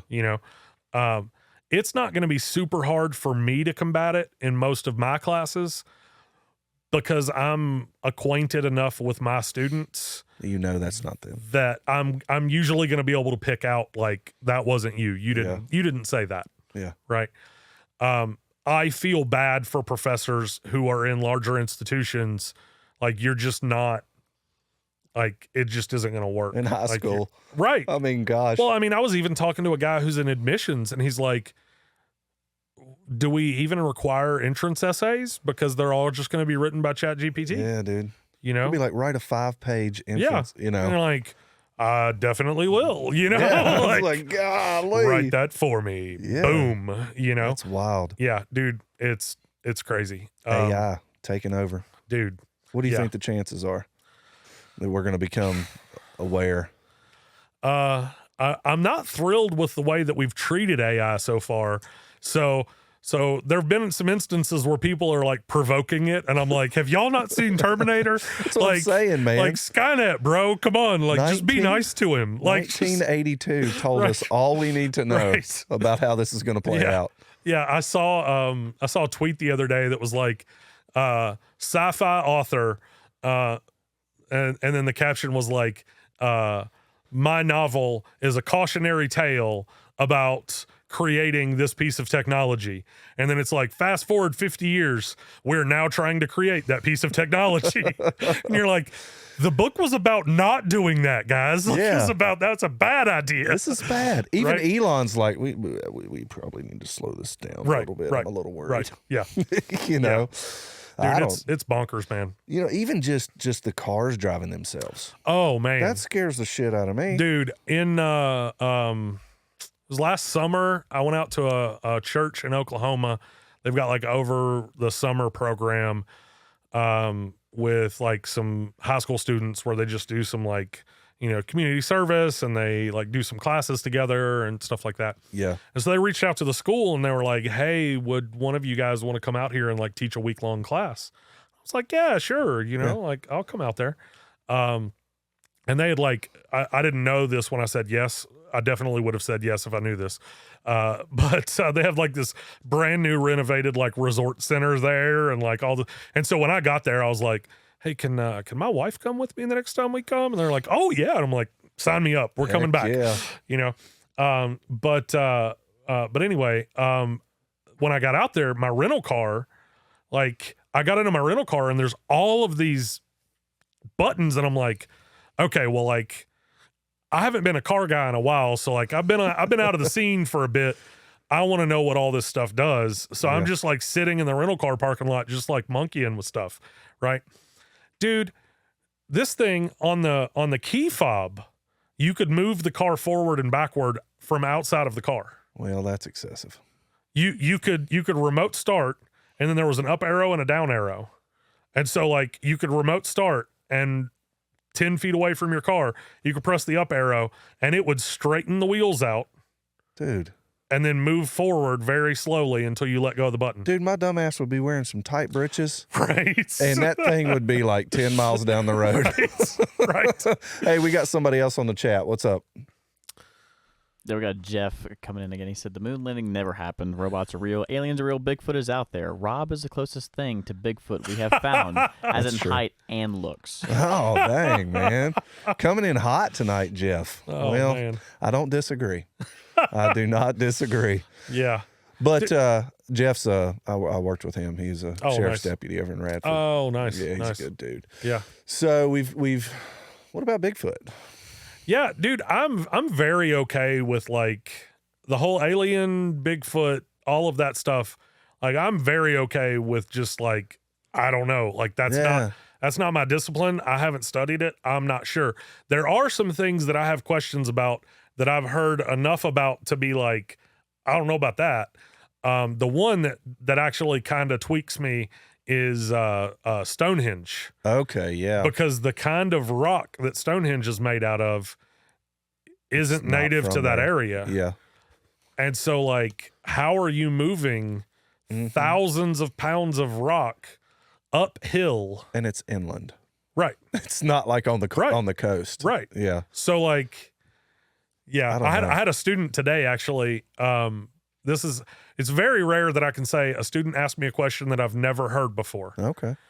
Because I've been teaching for like 12 years now at the college level. Like most of the time it's I've heard that, you're asking me about Genesis 6 and the Nephilim. I've heard that before. Yeah. Right. Yeah. And I got to tell you a story about Genesis 6 and the Nephilim though. All right.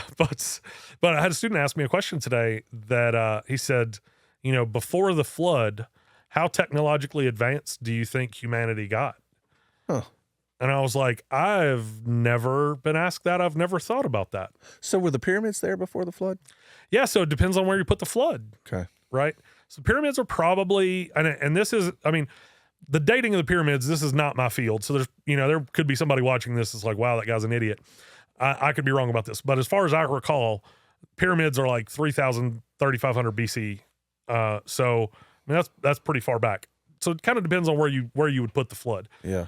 People who are like super conservative tend to put Adam and like creation itself at like, I want to say like either 4,000 or 6,000 BC. I forget which one.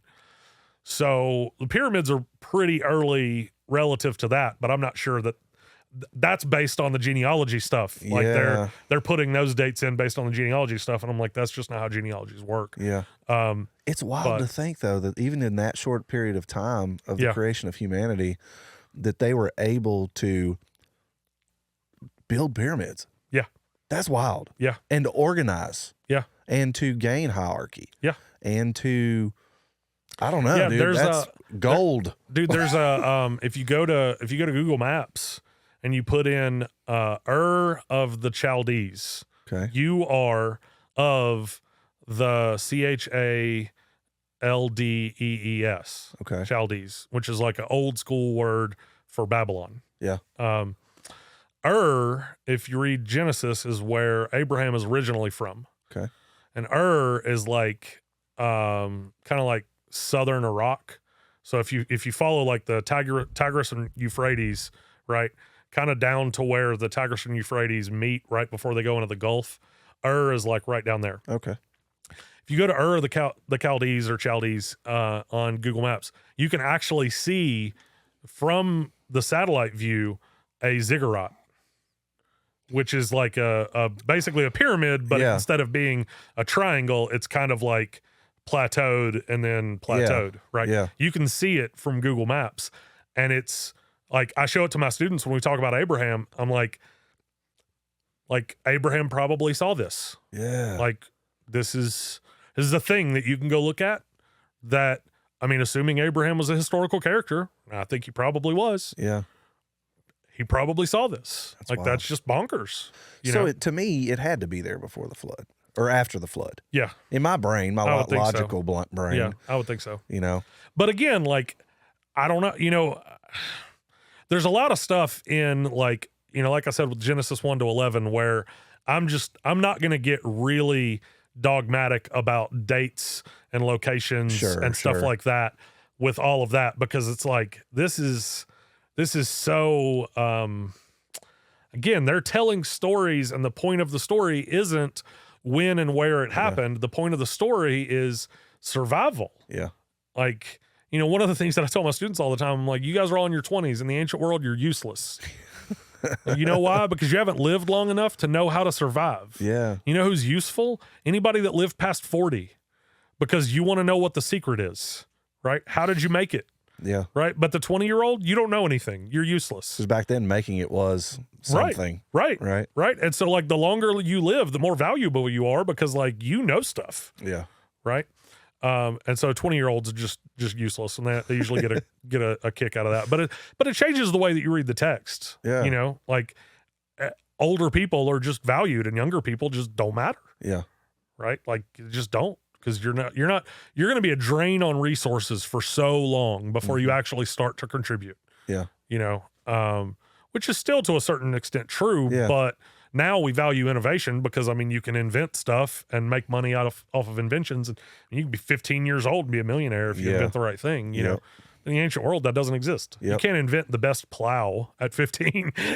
That'd be awesome. I need a plow. I got a big garden I'm working on right now. Hey, let's take one more commercial break. Yeah. And we'll be back, and I want to talk about Muslims. Okay. Let's go.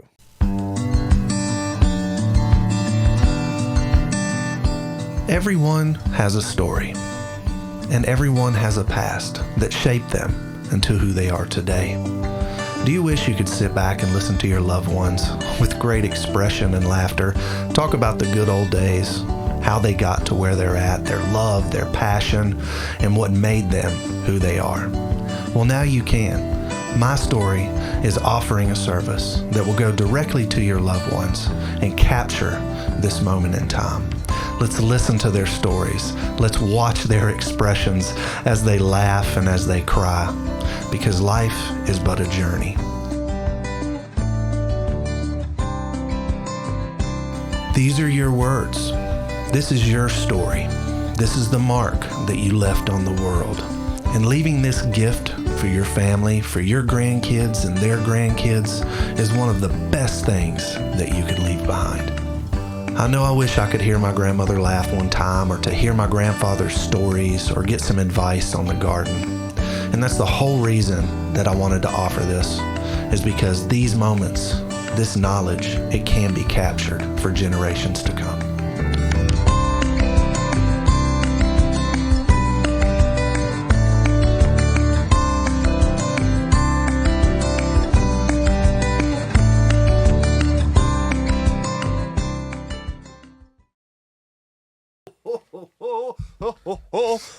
And we're back.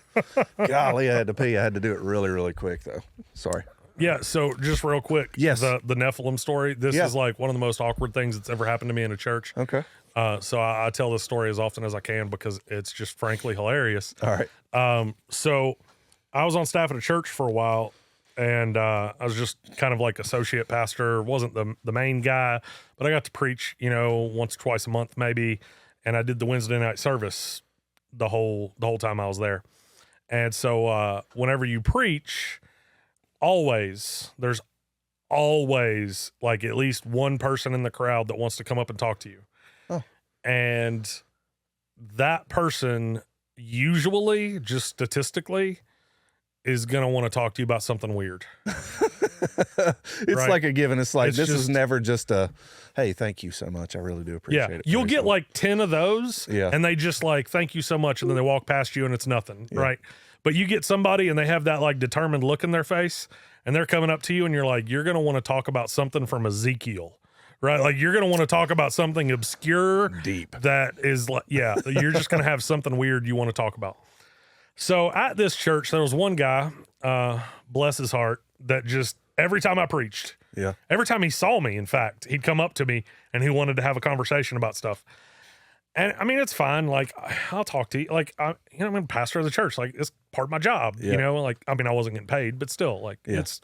I don't mind talking to people, but it's just like, at a certain point, you're like, can we just talk about baseball, you know? Like, and not just, Yeah. you know, anyway. So one day I'm preaching and I'm like, this is, like I get like 5 minutes to the end and I'm like, I got to pee so bad. I got to pee so bad. Yeah. Right. So I wrap it up and I'm doing what my wife calls the pastor swim, Yeah. which is like you're going through the congregation and you're like, nice to see you, nice to see you, nice to see you, nice to see you. And you're just trying to get past people, Yes. right? You're just like, I got to get to the bathroom. Been you know? there. And so like, I'm just swimming, right? Swimming for my life. I get to the bathroom, walk up to the urinal. There's like 2 urinals and 2 stalls. And I walk in there, only person in there, walk up to the urinal, and I'm like, finally relief, right? Door opens behind me. Guy walks up, starts rubbing my shoulders, Oh, no. and says, so what do you think about them Nephilim in Genesis chapter 6? While you're peeing, While I'm peeing. And I'm like, I would have straight turned around dude, and let it go. I'm about to shine your shoes, homie. Like, Yeah, seriously. Like this is not. There should be a standing rule, like no conversations like that in the bathroom. Why like did he- just Why did he rub you? right. Why are you rubbing me? I don't know. I honestly, and so it was just, I had to exhibit a lot of self-control in that moment. But ever since then, I've just been like, this is, I don't know if anything weirder has happened. That is just so bizarre. I would fairly possibly say probably never ever. Yeah. And I wasn't even preaching on Genesis 6. Like I was talking about something out of the Gospels. Had nothing to do with Genesis 6, but he just had Genesis 6 in his mind that day somehow. He had a lot more than that in his mind, buddy. He had a little touch, Right. a little happy time, Right. a little rah-rah Oh, like, in the bathrooms. I got to get home, right? I'll see y'all later. I know you're urinating, but Yeah. just go a little longer. You're busy, but while you're doing that, just let me. So did you turn around and just continue to talk about Genesis 6? No, I finished up my business, and I think while he, once he finished with his question, I said, it's complicated. There's a lot of perspectives on it, but I don't know that I have a really strong opinion on it. So, then I probably said something to the effect of like, my wife's waiting for me. Like I got to go get the kids. I'd have shaken his hand straight off the jump, straight to a handshake. Yeah, They're like, praise the Lord. We'll see you next week. You deserve this, sir. Here you go, sir. A little You holy deserve water. this. Yeah, that's just me though. That's probably why you're a preacher. And I don't know, man. That's pretty hilarious. So let's do. Hey, check this out. There's always been this weird divide between Christianity and the Muslim faith. Yeah. Right. Yeah. I think it depends on who you ask, as to whether it is a violent and aggressive Sure. past. And people always say, well, what about the Crusades and you talk about violence. Yeah. How does that, from your perspective and all of your learneds, why do you think that exists? Yeah, man, that's super complicated. The history between Christianity and Judaism, or Christianity and Islam, sorry. There's a lot of really good stuff there. Yeah. And there's a lot of really bad stuff there. Prophet Muhammad, when he starts his whole thing, he leaves Mecca and is basically like run out of town. He's, they're not really having it. because they were polytheistic. They believed in a bunch of gods, and he was like, there's only one God. And they were like, leave. Yeah. Right. And so then he goes to Medina, which oddly enough, Medina is the Aramaic word for town. Okay. So they named the town.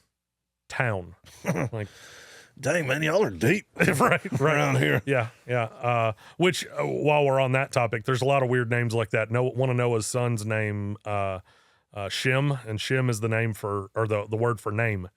So it's like, what are we going to name him, Noah? And he's like, Name. We're going to name him Name. Get the animal. Yeah, that's pretty meta, bro. Like, dude, you're doing it. Yeah, you are doing it. Yeah. So anyway, he goes to Medina, and it works out for a little while. Medina is mostly a Jewish town.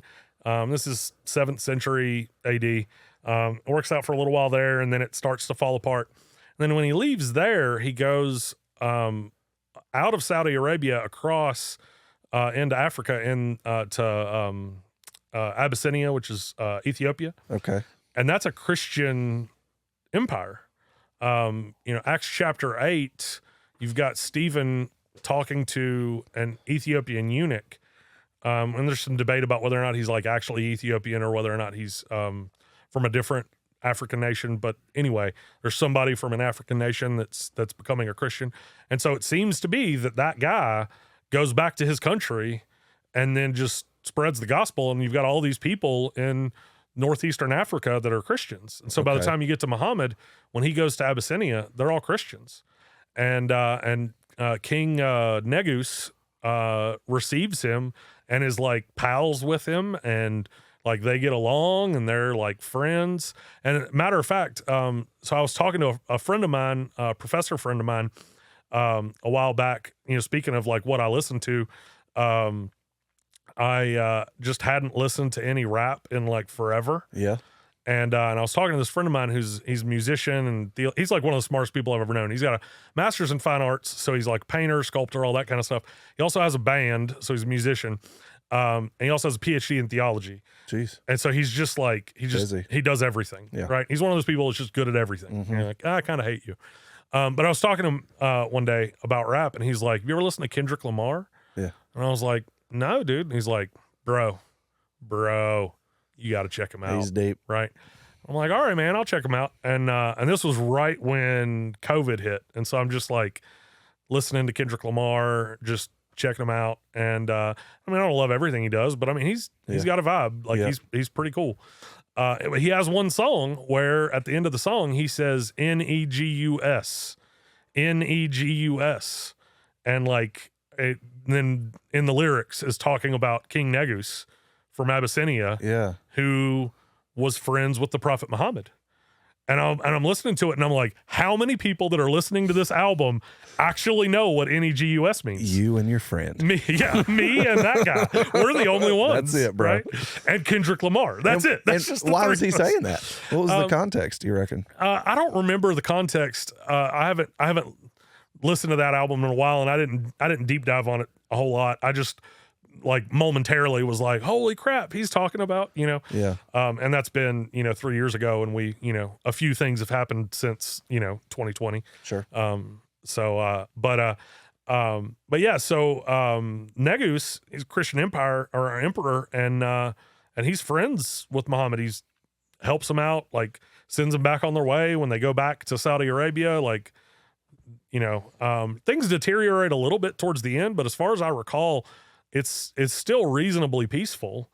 And so there's precedent in the life of the Prophet Muhammad himself for Muslims to get along with Jews because of Medina, and Muslims to get along with Christians because of Abyssinia and King Negus.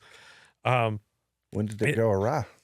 Yeah, so one of the difficulties with Islam is the Quran is maddeningly impossible to understand. So the Quran's arranged in chapters, which they call surahs. The first surah is called Al-Fatiha, which means the opener. So you read that surah before you read anything else in the Quran. Okay. And it's 8 verses long. After Al-Fatiha, you have al-Baqarah, which is literally the cow. They name all of the surahs based off of something in that surah to help them memorize the Quran. So they know al-Fatiha, al-Baqarah. That's as far as I know.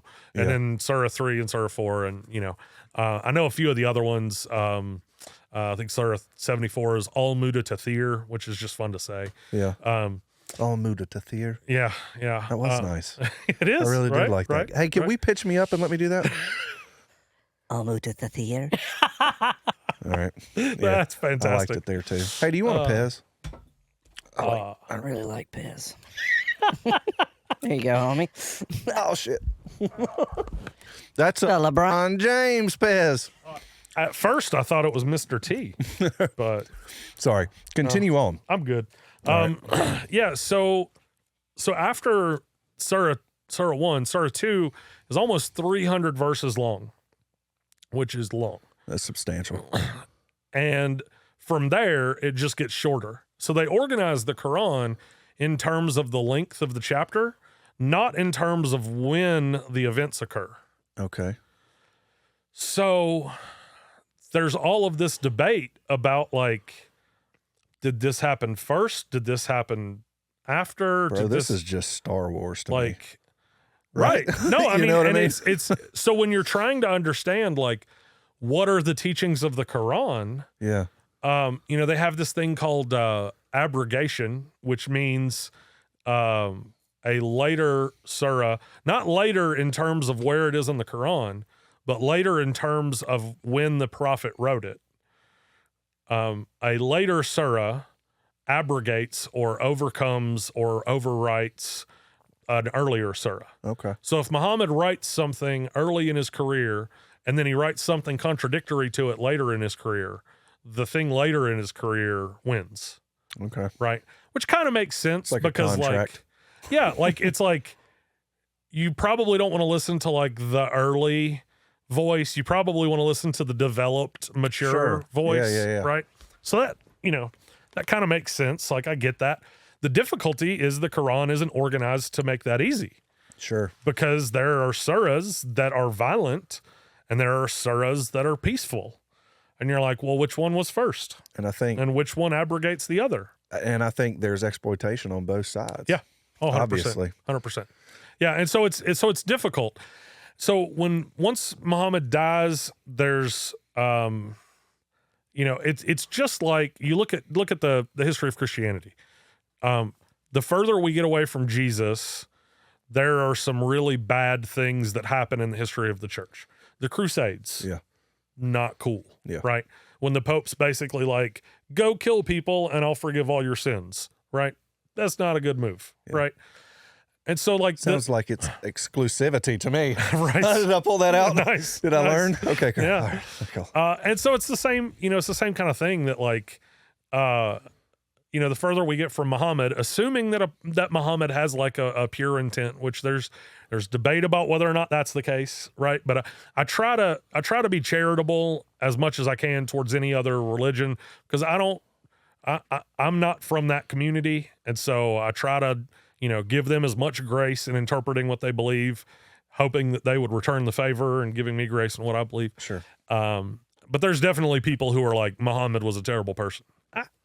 Maybe, maybe, yeah. But trying to be charitable, if let's assume that his intent is peaceful, the further we get from him, what happens in Islamic history is you have what's called the four rightly guided caliphs, and caliphs are like the leader of Islam, and they are.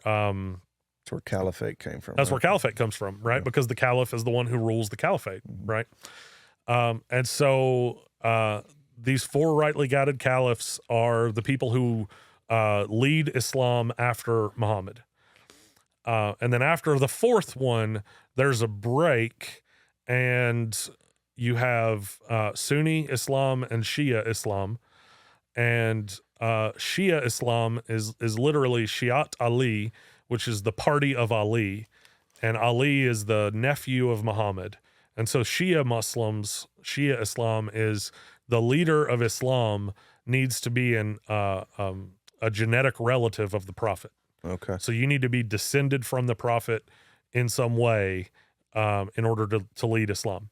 Sunni Islam is it means like majority or something like that. I forget exactly.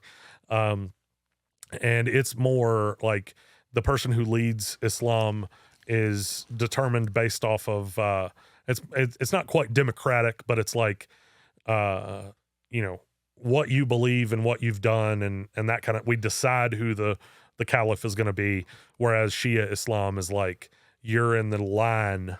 Yeah. And you get to lead because you're in the line. And right? which one's the peaceful? Isn't there like one that's They're predominantly? That's the thing, man. It's complicated because even past that, there's Sufi Islam, and then there's like subgroups within Shia and Sunni, and it is Islam is a very, very complicated animal, and that isn't to say that like, I understand Islam totally. I mean, it's like if you talk to somebody about Christianity, there are people who call themselves Christians that handle snakes in the Appalachian Mountains. Yes. There's also people who call themselves Christians who are Greek Orthodox priests in Sure. in Greece or wherever.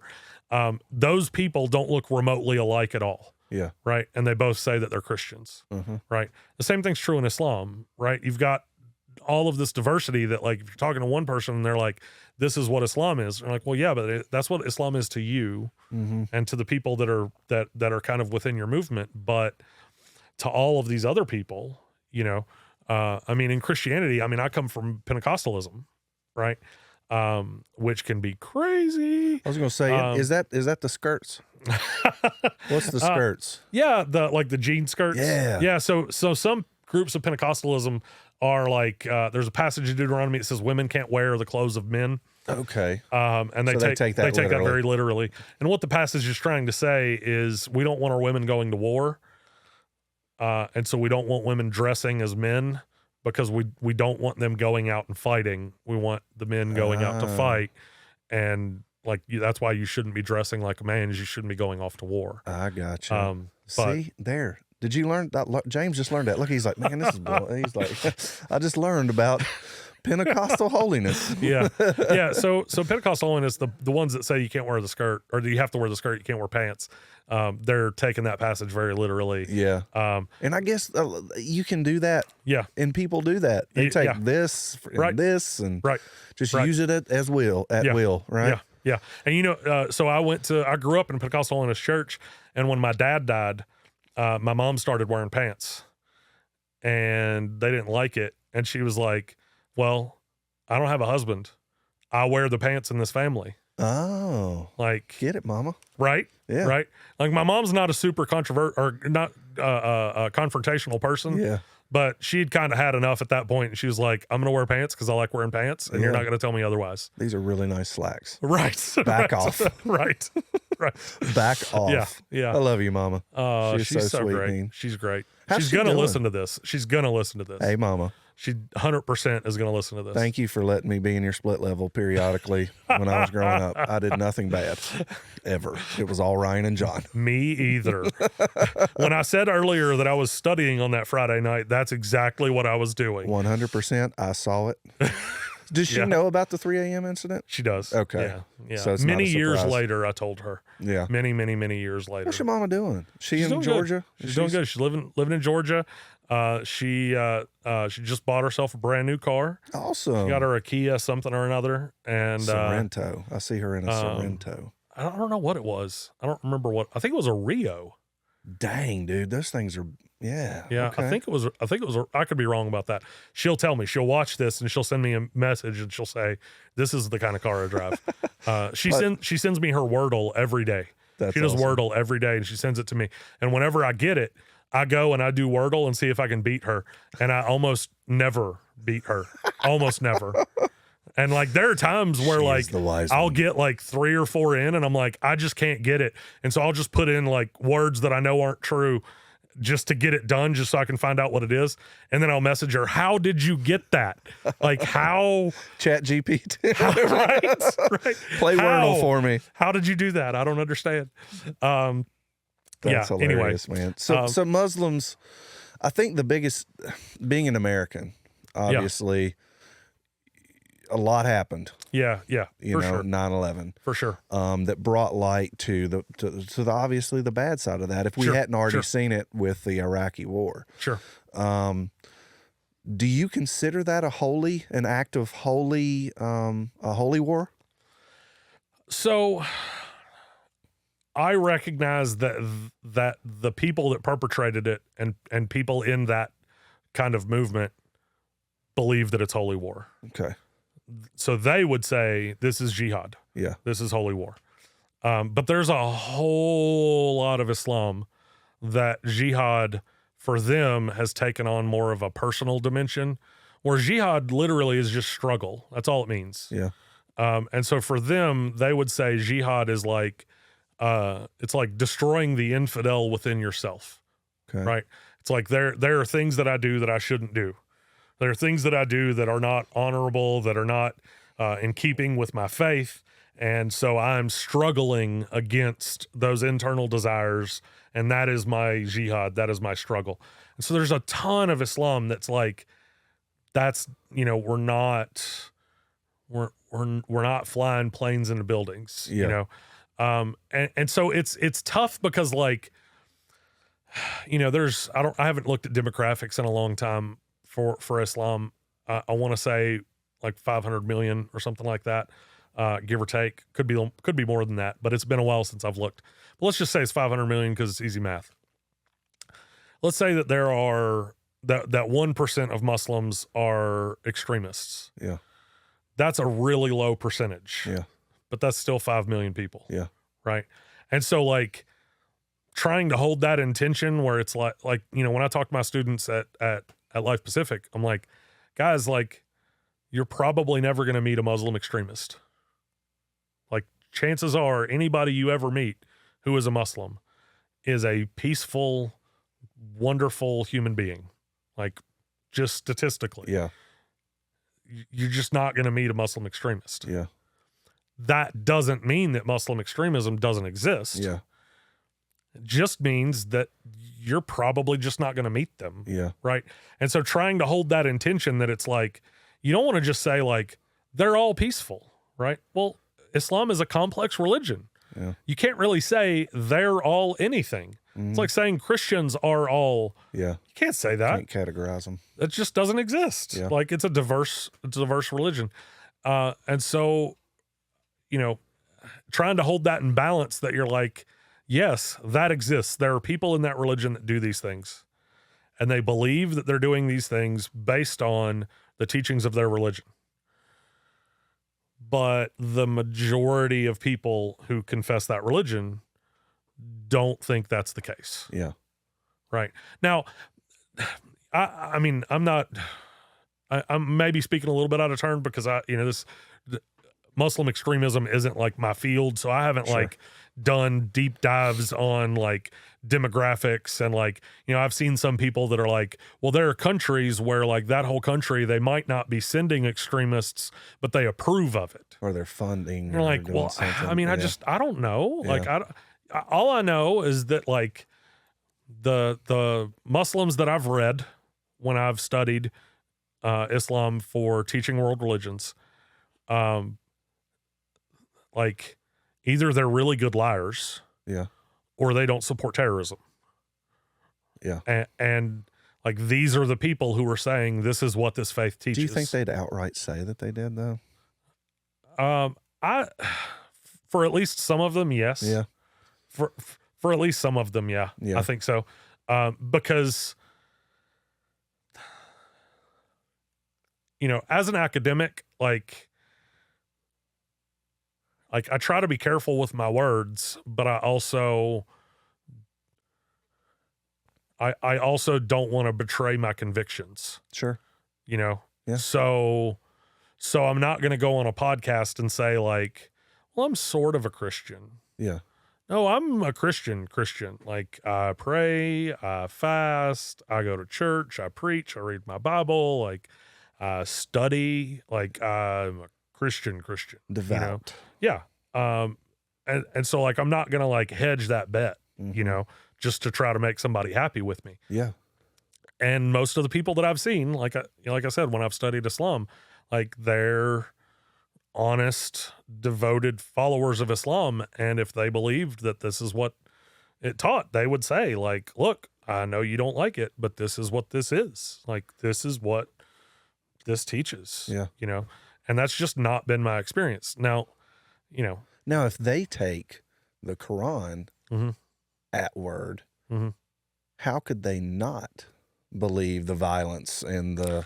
So their perspective is then going to be with the abrogation, right? There's going to be that debate there of, do you take the peaceful passages or do you take the warlike passages, right? Okay. And I mean, the same thing's true in the Bible. Like, there's some nasty things in the Bible that, like, I mean, you know, you talk about, like, I was talking with one of my students earlier today about, like, Manifest Destiny in America. There's a lot of people during Manifest Destiny in America that were like, this is the promised land that God has given to us, and the Native Americans are the Canaanites. Yeah. And it's our job, like the Israelites, to drive out the Canaanites. Mm-hmm. And that leads to wholesale slaughter of Native Americans. Sure. And you're like, bro, that's not what that's talking about. Yeah. Like, that's just, you just perpetrated genocide based off of your interpretation of a passage in the Old Testament. It doesn't apply to you like that. Yeah. You know? And so there's things in the Bible that say things that, like, if you take it the wrong way, you know, when I'm talking to my students and I'm like, you know, you got to interpret scripture in context. I'm like, look, you know, the method of, like, just opening the Bible at random and trying to let God speak to you, you know, the example Done it. Everybody has. Everybody has, Yeah. right? Yeah. The example that I give students is, I'm like, you could open the Bible at random and it says, Judas went and hung himself. And then you're like, that's not what God has to say to me. I'm going to close it. I'm going to open again. Go ye and do likewise. Oh, boy. No, that's not what God has to say to me. I'm going to open it again. What you must do quickly. Right? And you're like, dang it. Judas went and hung himself. Go ye and do likewise. What you must do quickly.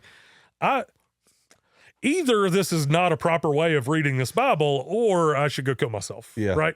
Like, that's a potential way to, you know, to approach the scriptures. You shouldn't do that. And so you can do that with the Bible. You can do that with the Quran. You can do that with, you know, the Da Vinci Code. You can do that with just anything that you read. Mary had a little lamb. Right. I mean, next thing you know, I'm dead. Right. Right. Yeah. And so it's all up for interpretation. Yeah. Yeah. And that's the difficulty, is, like, what's the proper way to interpret? And part of that is, you have a community that is holding you accountable, that's saying, no, that's not what that says. Mm-hmm. Right. You know, Paul says in Ephesians chapter 3, I pray that you would comprehend together with all the saints, right? That there's a dimension of your understanding of who God is that is deficient if it's just you. Yeah. That you need to comprehend it together with all the saints. Go to church. Right. Not just go to church, but be around Christians, like have people. these kind of conversations where you can be challenged about what you think, like that kind of stuff, where it's like, if I hadn't had that conversation, I wouldn't have been challenged that way. I wouldn't have thought that thing. Sure. Like, that's growing me. Yeah. Right. And every faith tends to have that, where it's like, you can't just take the Bible and do what you want with it outside of the community, because the community is going to say, you're crazy. That's not how we do that. Right. And so, you know, reading your scripture, whether you're a Christian or a Muslim, in the context of the community, like, your community is supporting your interpretation of, you know, and if you interpret it in a way that your community doesn't support, you're going to have to leave the community. Yeah. Right. And so that's a big part of interpretation, is just like, you know, what can you get away with? Yeah. Right. Yeah. like if I say this Bible is telling me, convince these people to wear skirts, or right? Can I convince these people that the Bible's telling me to go hang myself? Yeah. Right. No, it's not. Yeah. Right. Like, but if your community believes the same thing, then I might go hang myself. Right. Like, I mean, ourselves, Jim Jones and the Kool-Aid. Right. Yeah. Like, I mean, that's what happens. You get a community that all believes this is what that says. And I mean, it's really hard to change those people's minds. So holler at your boy about Scientology real quick. Yeah. About as crazy gets. So, but Tom Cruise. Yeah. Well, He's good. I mean, right? He's a good guy. Sure. So what, do you know anything about that in your studies? Have you studied into that at all? I mean, a little bit, not in like a great degree of depth. Sure. I think you just buy your way into stuff, right? Yeah, Just pretty much. Like you hold this thing and it feels how much you need to pay or something. You hold an e-meter and it gives you your operating thetan level. Jeez.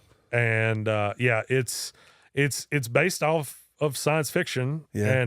And surprisingly, which this is very rarely the case, but surprisingly, the South Park episode is actually really accurate. The South Park episode, when I used to teach world religions at Radford University, I would tell students when we would talk about Scientology, I was like, look, I'm not going to talk a long time about this. I'm not an expert about this. I will hit some of the high points. If you want to know more, honestly, there are some documentaries you can watch.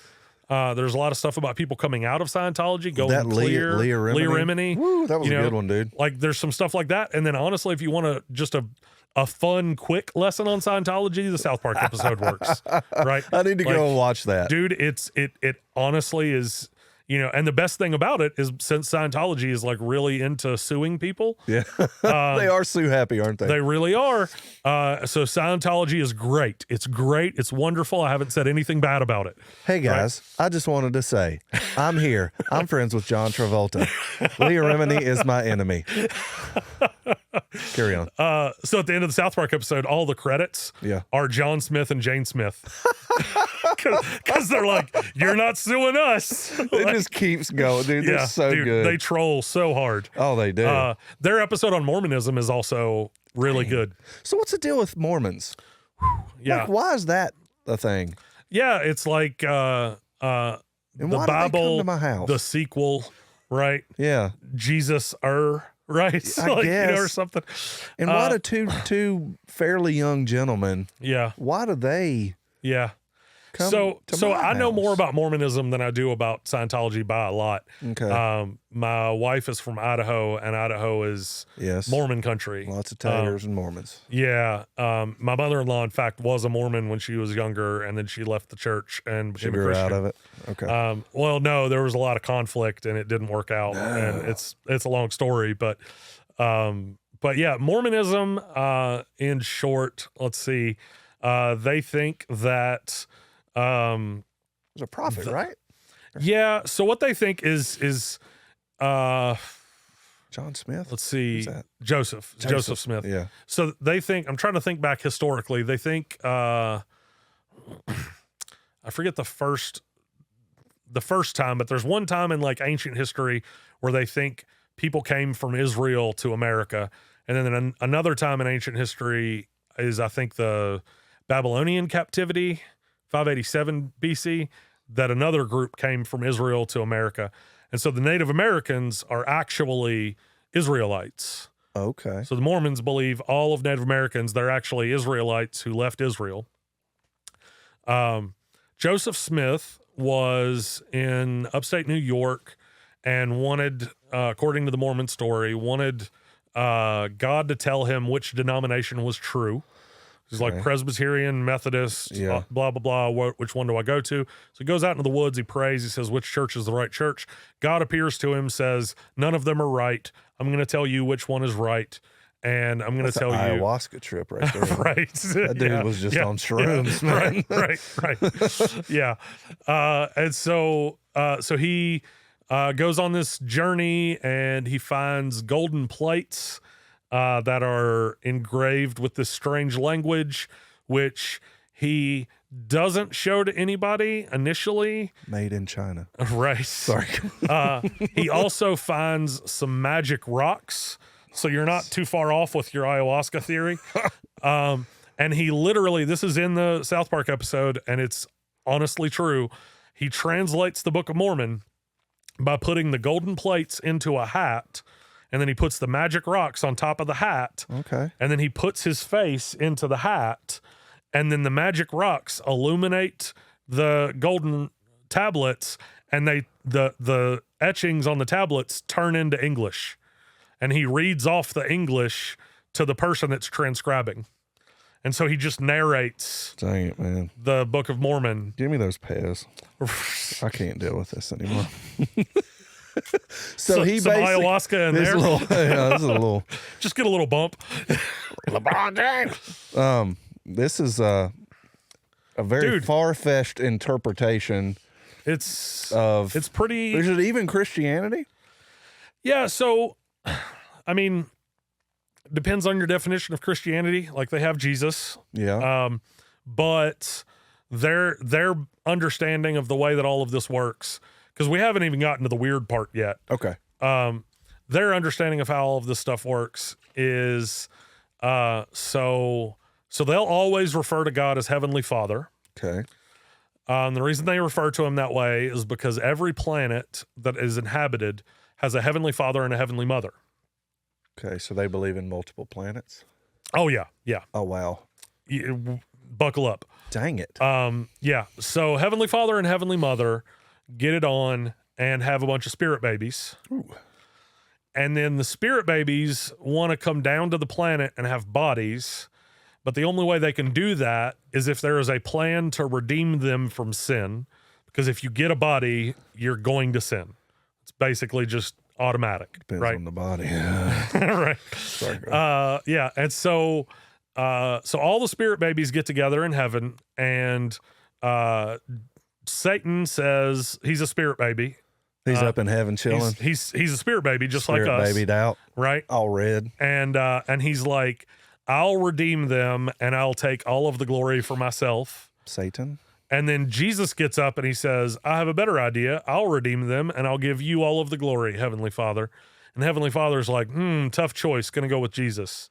So right? Jesus, Heavenly Father, Satan, and a bunch of spirit babies are just kicking it. Noshing. Yeah, just kicking it. And talking about like, how are we going to redeem everybody? Okay. And so then once they decide that Jesus is going to be the Redeemer, they decide when people are going to be born, where people are going to be born, all of that kind of stuff. And then when you're born, you forget your spirit baby life, right? You forget all of your knowledge. So you're like a little spirit baby. Yeah. And then you just come on down. Yeah. Dang. So the world, the earth is like the game show and like, it's like Price is Right. You just kind of come on down. You right, know, and you right. might be playing Plinko, or you right, might, right. might just be sitting there in a row. Yeah, and so the spirit babies get born. They have, Spirit babies. I just spirit can't. babies. Okay. I mean, it's like, and we're still not to the weirdest part. Dang, man. Go slow. I like this. Dude, this was like my favorite part of teaching world religions at Radford University. Mormons. Well, Mormons and Scientology and like just all the weird stuff. Yeah. That you're like, I know this doesn't make sense to you. That's the point. No, right? I think you're convincing me. Right. I think you are. I need a tie. Yeah. Right, I'm Elder Lytton. I'm here from the Church of Jesus Christ of Latter-day Saints. Yeah. So basically the point then after redemption is you're supposed to be a good Mormon. Okay. And if you're a good Mormon, you get married in the temple, one of the Mormon temples. And when you're married in the temple as a good Mormon, you learn your wife's secret name.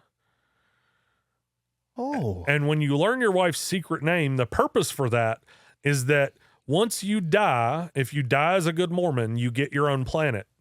And you get to be Heavenly Father. Dude. And you call your wife's secret name, and she comes to the planet, and she's now Heavenly Mother.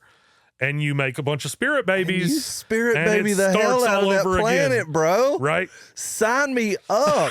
Right? Dang it. Yeah. Who do I Starts all over contact? again. Is there anybody I can call? I'm trying to get on board with the spirit babies, man. Yeah. So Yeah. people they're good with this. They Yeah. They even know the Heavenly Father of this planet was once a good Mormon on another planet. Okay. And he was granted this planet as a reward, right? Okay. And what a shitty reward. Right. Like apparently he wasn't that Here's good of a some Mormon. smog. Right. Right. Yeah. So he's given this planet as a reward, and they know like he was from the planet called Kolob. There's a name for the planet that he was on. It's called Kolob. This is great. Yeah. I need to do more of learning.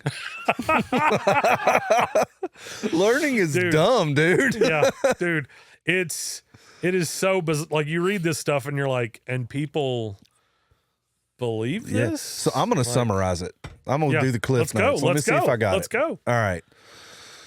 So Joseph, you know, he's a lonely man. Yeah.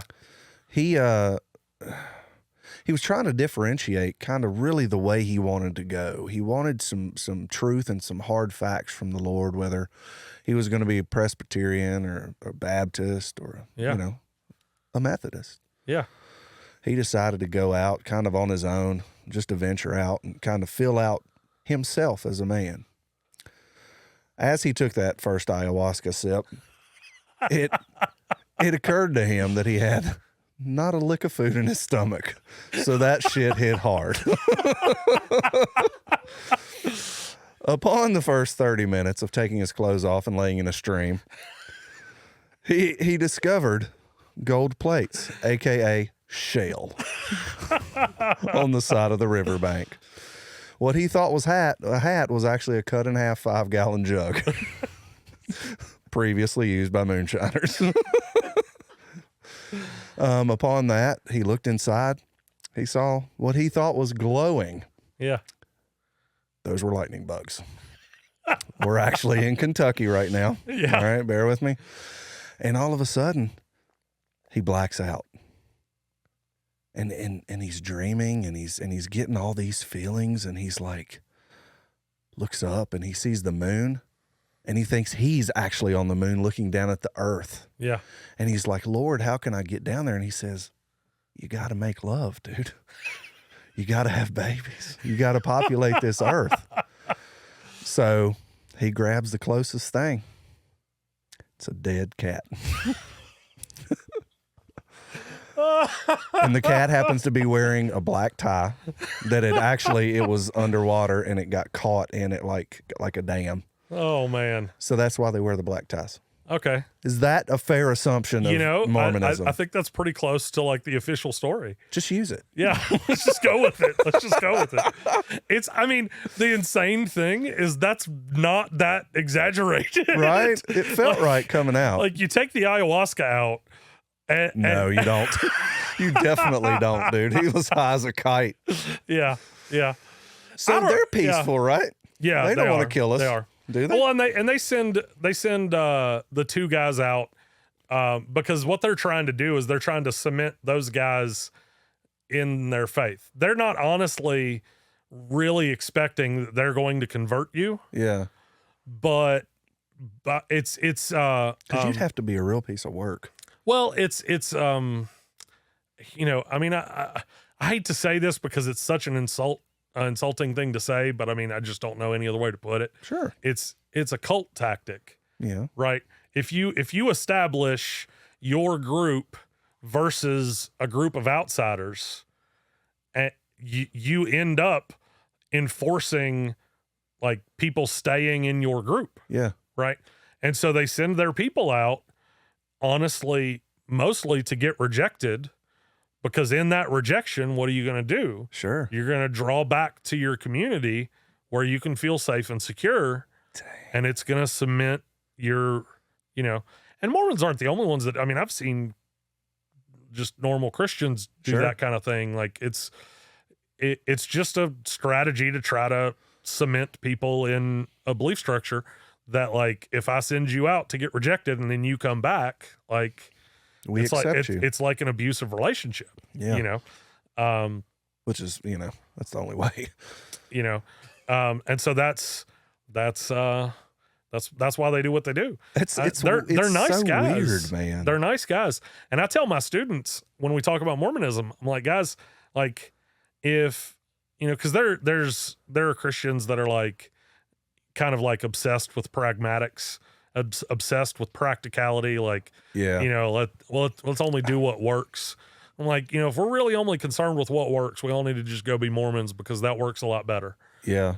Because those guys are committed. And the story that I tell my students, I'm like, I was driving home one day and there were a couple of Mormons walking on the road and it was real hot outside. And so I said, I pulled over and I was like, y'all want to ride? And they're like, yeah, that's sure. I'm like, well, where are y'all going? And they're like, well, where do you live? We can come talk to you. I'm like, game on, let's go. Yeah. Right? Like, you know, I was in my master's program at the time, and I love talking about this stuff. Sure. Right? And so I'm like, sure, guys, let's go to back to my house, like, hang out and talk. Right? So we hung out and talked, like, for like, I don't know, a couple of months. Right? And I'm like all at once. No, that I'd have. That's to, ayahuasca. That's right? That's ayahuasca. Yeah. Felt like a couple months. Yeah. So we met for a while and got to know these guys kind of well, and like they're just really great guys. And so then one day they call me and they're like, "Hey, we're going to be on your side of town. Did you want to hang out and keep talking?" And I was like, "Actually, guys, I'm moving. So I can't meet today." And they were like, "Oh, well, do you need help moving?" And I was like, "Yeah, of course I need. You always need help moving, right?" And they're like, "Okay." They showed up with 6 people. Dang, man. And I was teaching at the Bible college at the time, and I'd asked my students to help. Yeah. I got like 2 students to help. I had 6 Mormons help. Yeah. And I tell my students, I'm like, "Look, guys, like, if I was just looking for what worked, the Mormons would have won." Yeah. Because like those guys, they were committed, right? Like they were committed. I have a friend, this is so terrible that he does this, but it's also hilarious. He had Mormons show up to his house one day and he said, "I'm sorry guys, I got to mow my lawn." There's 2 of them. And they were like, "Well, what if one of us mows your lawn and the other one talks to you?" And he's like, "Works for me." So the other one starts mowing his lawn. He's talking to the other guy. Dude finishes mowing and he's like, "See you guys later." And they're like, "You're done talking?" And he's like, "You're done mowing." And they're like, "Well, when can we come back to talk?" And he's like, "I'm going to need the lawn mowed in another couple of weeks. So you come back in a couple of weeks, you mow the lawn, you talk to me." Dang it, man. That's ruthless. Literally had them mow his lawn for months. That's great. Where they would just come back and just mow his. And I tell my students this, I'm like, no one in their right mind hears that and thinks they're not being abused. Yeah. Right. You like, know, I had a moment. That. I was throwing something up to the Lord to see if that'd be okay if I did it. Yeah. And it was instant no. Yeah. I was like, yeah, you didn't even get through the question. You didn't even get through the question. And he's like, hard pass. No, hard pass. Don't use those facts. Yeah. And so I like, no one hears that and thinks like, oh, they're just naive. Like, no, they realize that they're being taken advantage of, but they're willing to be taken advantage of. So, like, I'm sorry, they win. Yeah. Like, if we're just talking about pragmatics, if we're just talking about what works, they win. Yeah. What I'm concerned with is not what works. I'm concerned with what's true. Mm-hmm. Right. And I can't be convinced of the truth of Mormonism. Yeah. And that's what I told them. I was like, guys, like, I love y'all. Y'all are great. Y'all are so much fun to talk to. You're like the nicest people I've ever met. You're great. I would love to become a Mormon, but I just don't buy it. Yeah. I just don't buy it. Yeah. Like here and just would list off like, what about this, and this? And they're like, well, we're going to have to go study that. And then they'd come back and they're like, well, we think this. I'm like, yeah, but still, what about this, you know? And just like every time we talked, I would just throw questions at them and they'd be like, well, maybe, you know, and I'm like, they're nice guys, but like, you're not going to persuade me that that's true. And I don't think that's their goal. Yeah. I think their goal is to put them in situations like that so that their community is reinforced. Yeah. So that they go back to their community and they're like, this is what we're going to be a part of. So you brought a point, you know, kind of that I think would be a good way for us to round the podcast out. Okay. You have learned and you have studied multiple religions. Sure. You have become what I would consider expert level. Okay. On these things. And you still chose Christianity. Yeah. Is there anything in your studies that made you question that? Oh, dude, I question Christianity all the time. Like big time, like this isn't me. Yeah, one of the reasons why I know the cosmological argument all off the top of my head is it's one of the reasons that I stay a Christian. Yeah. Right. So for me, in short form, it's cosmological argument, moral argument, evidence for the resurrection of Jesus. Yeah. And so cosmological argument, something had to cause all of this to exist. The moral argument is the flip side of the problem of evil. The moral argument is if you want to call something evil, you have to have an objective standard by which you can judge that thing as evil. Yeah. If you don't have an objective standard, then you're essentially just saying, I just really don't like that. In which case, like, big deal. Yeah. Right? Like, you have to have an objective standard by which you can judge that thing as evil. And the objective standard is the character of God. So the cosmological argument is we have someone who created, that gives us a powerful personal entity. The moral argument, I think, establishes that personal powerful entity is good and is the standard for good. And then the historical evidence for Jesus and the resurrection gives us the abductive reasoning, right? Like best explanation of the data, right? If we look at that, the best explanation of the data seems to be that he actually resurrected from the dead. So we have a powerful personal entity that caused everything to exist, who by his nature is good, who showed up in the personal work of Jesus. I mean, based on those three things, like, just Christianity just makes the most sense to me. Yeah. I don't always like Christianity. Frequently, I don't like Christianity. Like, there are lots of times. Is it the people? Sometimes it's the people. Most of the time, it's just selfishly, emotionally, I don't want to suffer. Yeah. I don't want to lose all of these father figures. Yeah. Right? I don't want that to happen. I don't want to have to struggle with all of these things. Like, there's just a lot that happens in life that I'm like, I don't want that. I want life to be easier. I want life to be better. I want life to be nicer. I want it to be more comfortable. Like, I just don't want to have to deal with all of this. Yeah. And, like, that's great, but that's not an option, right? Like, it's fine to want all of that, but, like, at the end of the day, like, what's true, right? Like, what's true? Then why not? Then why choose anything? Yeah. So for me, I mean, I just am not comfortable with agnosticism or just kind of like saying, like, maybe there's something, I don't know, who knows? Like, I'm just not comfortable with that because it seems like there's evidence that's pointing in a direction. Sure. It seems like there's evidence pointing in the direction of a God. It seems there's evidence that points in the direction of that God being good. And it seems that there's even evidence pointing in the direction of that God being the Father of our Lord Jesus Christ. Like, it seems like there's evidence pointing in the direction of those things. And I can't just look at that evidence and say, well, but maybe not. Yeah. Like, I would need some, I tell the students, like, when we're talking about philosophy, like, if I have a belief, the level at which I believe that indicates how much evidence I'm going to need to overturn it. Sure. So if you were trying to convince me that my name's not Ryan, that would take a good bit of evidence. Yeah. Right? Because that's a pretty deeply seated belief. I've believed that basically my entire life. Yeah. So, like, that'd take a lot. Yeah. But if you were to, try to convince me that, a beard is not a good look for me, that would take a lot less evidence. Yeah. Right? I think you look fantastic, bud.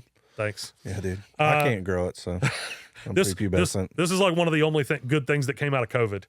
You right? just grew the hell out of it. Because COVID, I was like, I'm just not shaving anymore, right? And then once we got out of the lockdown and everything, I was like, I guess I'll trim it up and see if it works. And I trimmed it up, and I was like, all right, I can live with that. I appreciate you. But I mean, that's not. I don't believe that my beard looks good on the same level that I believe my name is Ryan. Sure. Right.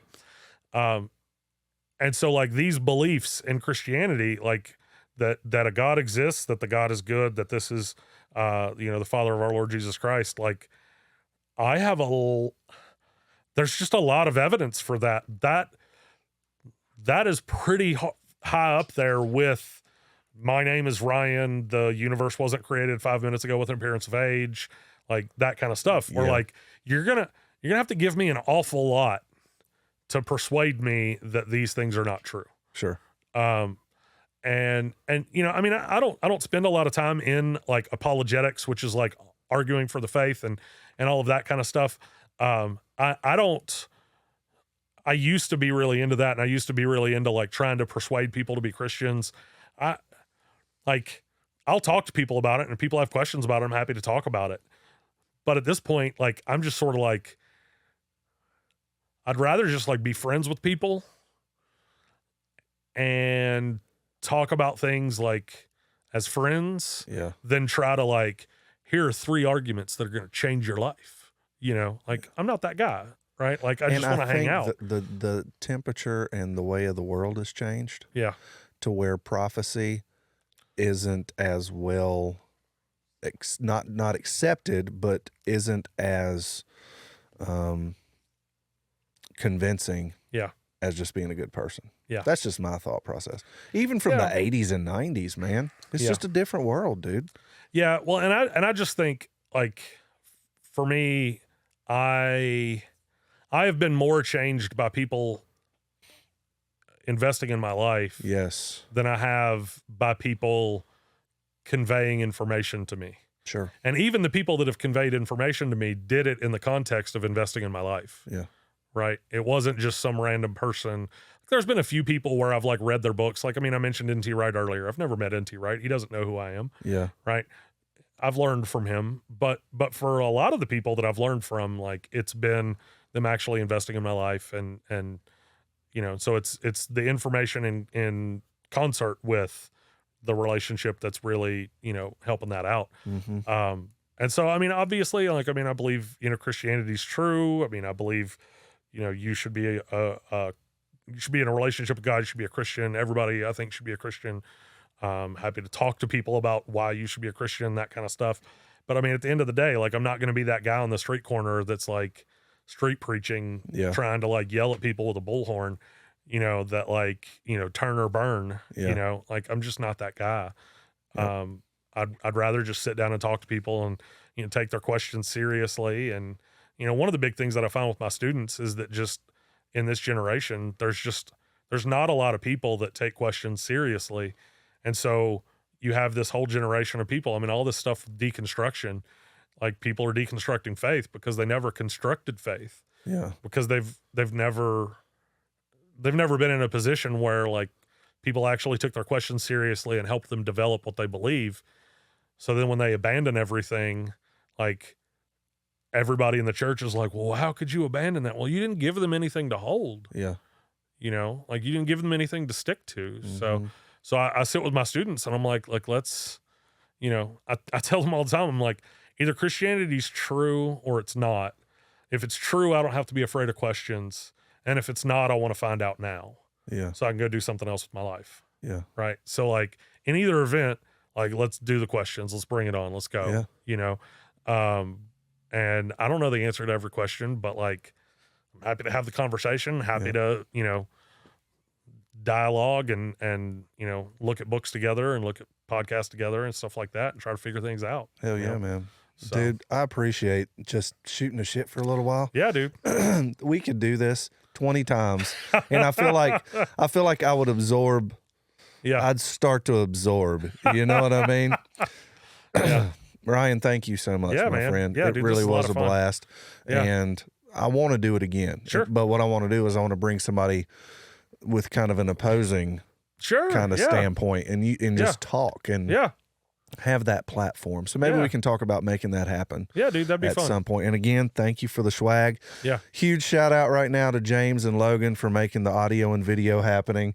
We love you guys so much. Thanks as always. And to you guys, until next time, I'm Rob. This has been Commotion Podcast.